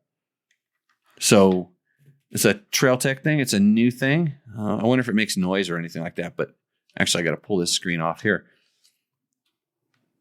There it goes. Oh, I got to turn it on. There we go. On. There we go. And you can set the pressure. Like right now it's set for 38. So it's obviously set for a street bike tire, but I could actually just, bring that thing down, like set it to 12, hook it on my bike, go zzz, and then you have your air pressure. And I haven't used this one yet, but I have one for a mountain bike that's about half this size. Okay. Super lightweight one. And I've used it on motorcycle rides before. And I'm kind of, I remember I talked about how cool it was. And, next thing Trail Tech comes out with one, which is super awesome. This feels like, based on the battery weight and stuff, that it would do like 3 to 4 motorcycle tires. Because my mountain bike one will do 1.5 motorcycle tires. And how do I know this? Putting the test in dirt bike test? No, because we had more than one flat tire in it. And it did 1.5, and it saved me a lot of the pumping with the little teeny tiny, pump that I carry around. Yeah. So, but anyways, Trail Tech bringing you this new pump. Go to trailtech.net is where you can find their stuff. Trail Tech, of course, they sponsor the show. They make the Voyager Pro GPS unit. Check out the new aluminum docks. If you've been having problems with your plastic dock for your Voyager Pro, the new aluminum one has improved springs inside of it. So we don't have the charging issues that you can have with the older ones. So go to trailtech.net to check that kind of stuff out. What else do we have to do before it's your bedtime, Matt? Spencer's bedtime. Well, I don't know if there's any stories you guys wanted to share, but you wanted to hear what was the best part about living at my house, Spencer? I guess just you never knew what you were going to do, like, riding wise, or because I come home on a Friday night and you're frantically looking for, laundry jugs or bleach jugs to carry gas. I'm like, what are you doing? He's like, I'm going to go for a ride. And I go 220 miles without fuel going to Death Valley. And you're like, I'm thinking, you're nuts. You're going Friday night, stretching fuel to Death Valley. And no cell phones, by the way. Yeah, no cell phone. By yourself. Yeah. It's just another Friday night, I guess. Yeah. Hey, did I have the skateboard ramp in the backyard? Oh, yeah. When you lived there? Yeah. We built that. Yeah. Skateboard ramp in the backyard. Were you there when it got torn down? No, it was still up when you left. Yeah. Yeah, because we progressed to a mini bike track with an over and under bridge. I don't know if you're familiar with that one. I remember the mini bike track. Yeah. I think I came over for that. But yeah. But yeah, going down the Sheep Hills, and is that we still there?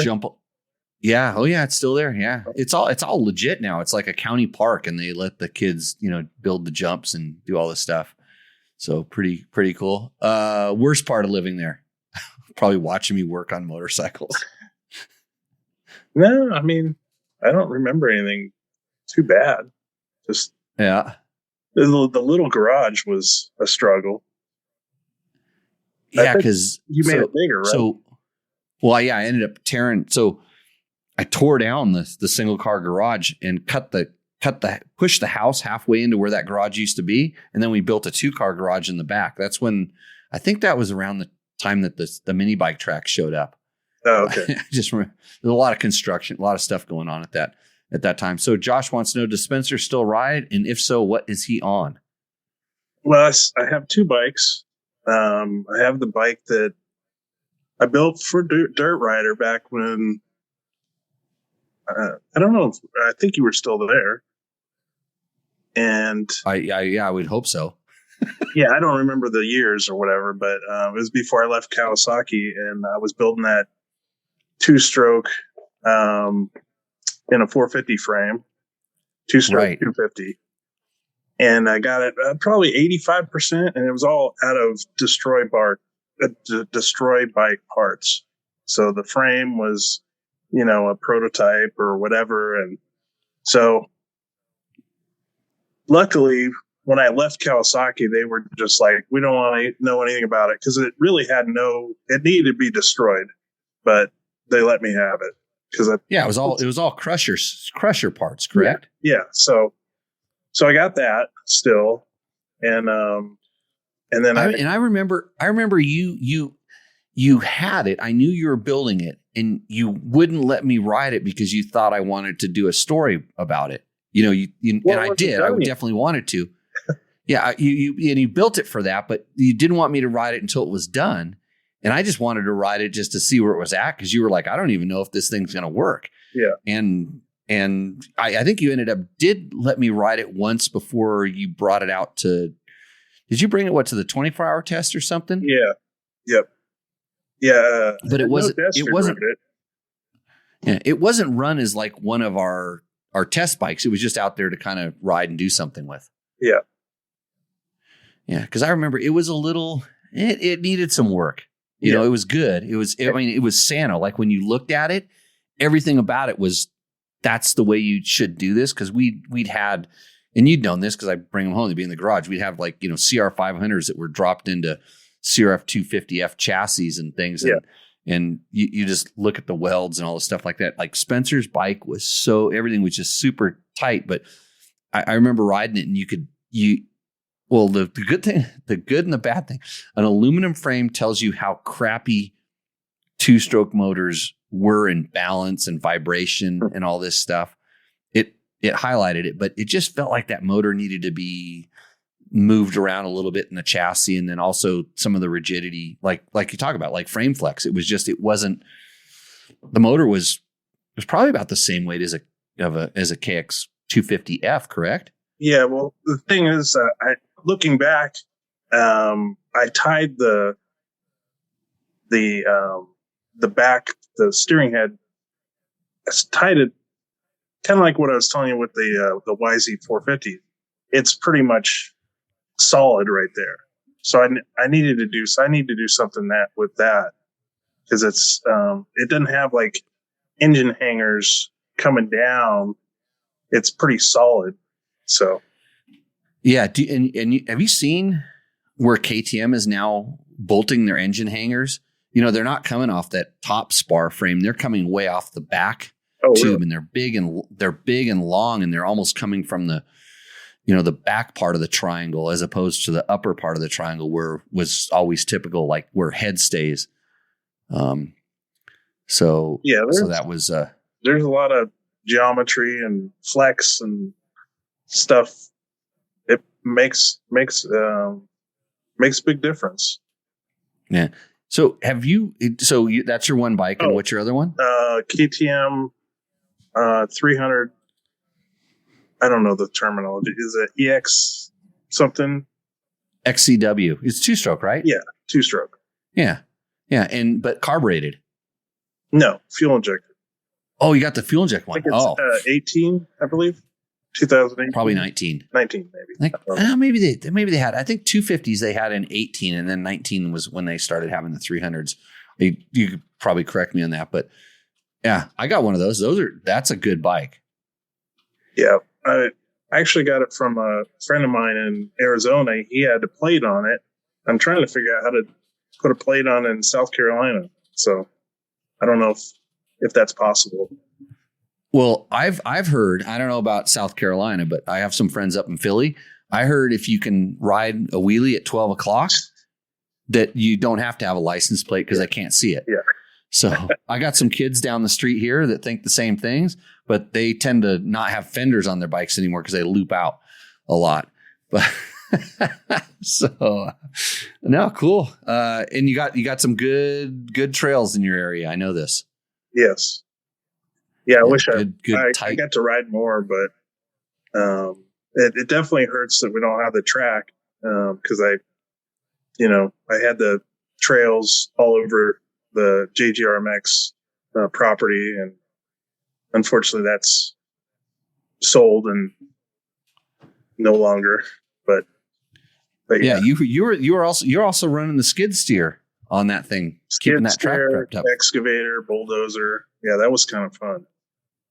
Hey, we're building a motocross track out here in Pahrump town. Our town is actually the county. Oh, really? And the town are building a motocross track. So when we get that done, I'll have to have you come out and tune that thing up for us. Yeah. So I don't know. I don't know anything about. I was driving a tractor today, but all I can do is smash into bushes and then drag bushes around with it. I'm good at that. Kind of like my whole life, just smash into stuff. Dave Donnelly has one last question before we let you go, Spencer. He says Spencer had a great point about stretching out fuel to Death Valley. What's the best way to maximize your fuel mileage? Who are you asking? Me? Yeah. I don't know. Carry a bunch of extra gas and just turn the throttle like it doesn't matter. Yeah. I don't turn the throttle that far. That's the best way to maximize your fuel mileage. Bikes, there's a certain point that I've found where bikes are like, I'll call it volumetrically efficient. Like there's a speed and a gear ratio and an RPM and stuff where you can actually stretch it out. And what's interesting is a lot of the bikes now that have this instant miles per gallon stuff on the adventure bikes, like my Tenere does, it's amazing. And it was exactly what I always felt is when you're kind of like low throttle position and medium RPM. It's just I think it's kind of where the torque is sort of peaked out, 5,000-6,000 RPM. And the bike just goes and you don't have to really roll into the throttle that heavy to kind of keep it going. When you start realizing the more you roll in, the less acceleration you get, that's bad. So I don't know I've always just felt it because there's places where, like we were saying, I had to stretch out 200 miles of range into 240 miles of range somehow. So anyways, all right on. Spencer, Matt's really impressed with you as a co-host. It was cool hearing old JGR stories. Old JGR, man, he's probably got a lot of them. It's funny because after we do these shows, you always say, man, I wish we would have talked about this and that. So when you remember those, we'll bring you back. Yeah. Tell all the crazy stories. I know you've worked with a lot of crazy riders and probably seen way more stuff. We should probably get a collection of pictures of all the cool things he built. I know I still have some Spencer things laying around. Like that helmet is up in the rafters here. Oh, is it? In the collector's item. And I just bring it out to show the kids when they start talking about, we're going to GoPro this. And I'm like, here, put this on. Yeah, exactly. And I'll show them that Dumont Dunes footage. I remember at one time we got from Mojave Bob, we got a lipstick cam. We were so pumped that we had the actual lipstick cam. It was a lipstick camera. It was in the nose of a thing that was supposed to crash or blow up. Usually Mojave Bob is actually sitting in here, but I've obviously scared him away, so he doesn't come and hang out. He used to come in live for the shows. He lives here in Pahrump now. But it was in something that's sort of like exploded or whatever, but they recovered it and it came out of it, and Bob just kind of had it and he's like, here, take this. But here's the problem. We had to plug it into a full-size VHS deck recorder that ran off a 12-volt battery. So remember, the lipstick cam was cool because all of a sudden all that weight was off your head. But what was in our back? Yeah. Remember, like we couldn't carry like food up into the mountains because we had to carry this high, or it was actually it was recording on these. It was called a Muntz. Was the recorder that we were recording off of, and with a 12-volt battery inside. And I think you even made something so we actually wired it up to the bike. I don't remember. But we still have that really good video of Jason hitting his hand on a tree and breaking his finger. Oh yeah, I remember. Falling him. Lipstick camera, like he cried, or I made baby sounds on the video. I'm going to show Matt those, so he won't respect you as much after I show him the videos. Okay. So, anyways, hey, thanks for coming on. Good catching up. I would, if I ever make it out to North or South Carolina, I would love to come and visit. Yep. And ride your trails. And same goes if you show up out here. I've got a Husaberg 570 with your name on it. Yeah. So maybe a 650 if I get this thing put back together. So Everybody, thanks for joining in. Thanks for enjoying our show. I'd like to thank Double Take Mirrors, Bulletproof Design, Seat Concepts, Fasst Company, Trail Tech, DDC, Climb, Scott Sports, Moto, and of course, Yamaha. Did they give us a read yet? No. We don't have a read? We were trying to track down some more important stuff. Okay, yeah. Like checks. Yeah. It's all good. Mm-hmm. We'll get a read, but they do have a commercial on the show. Hey, Spencer, good to see you. And next time we will see you out in the trail. Cheers. Okay. See ya.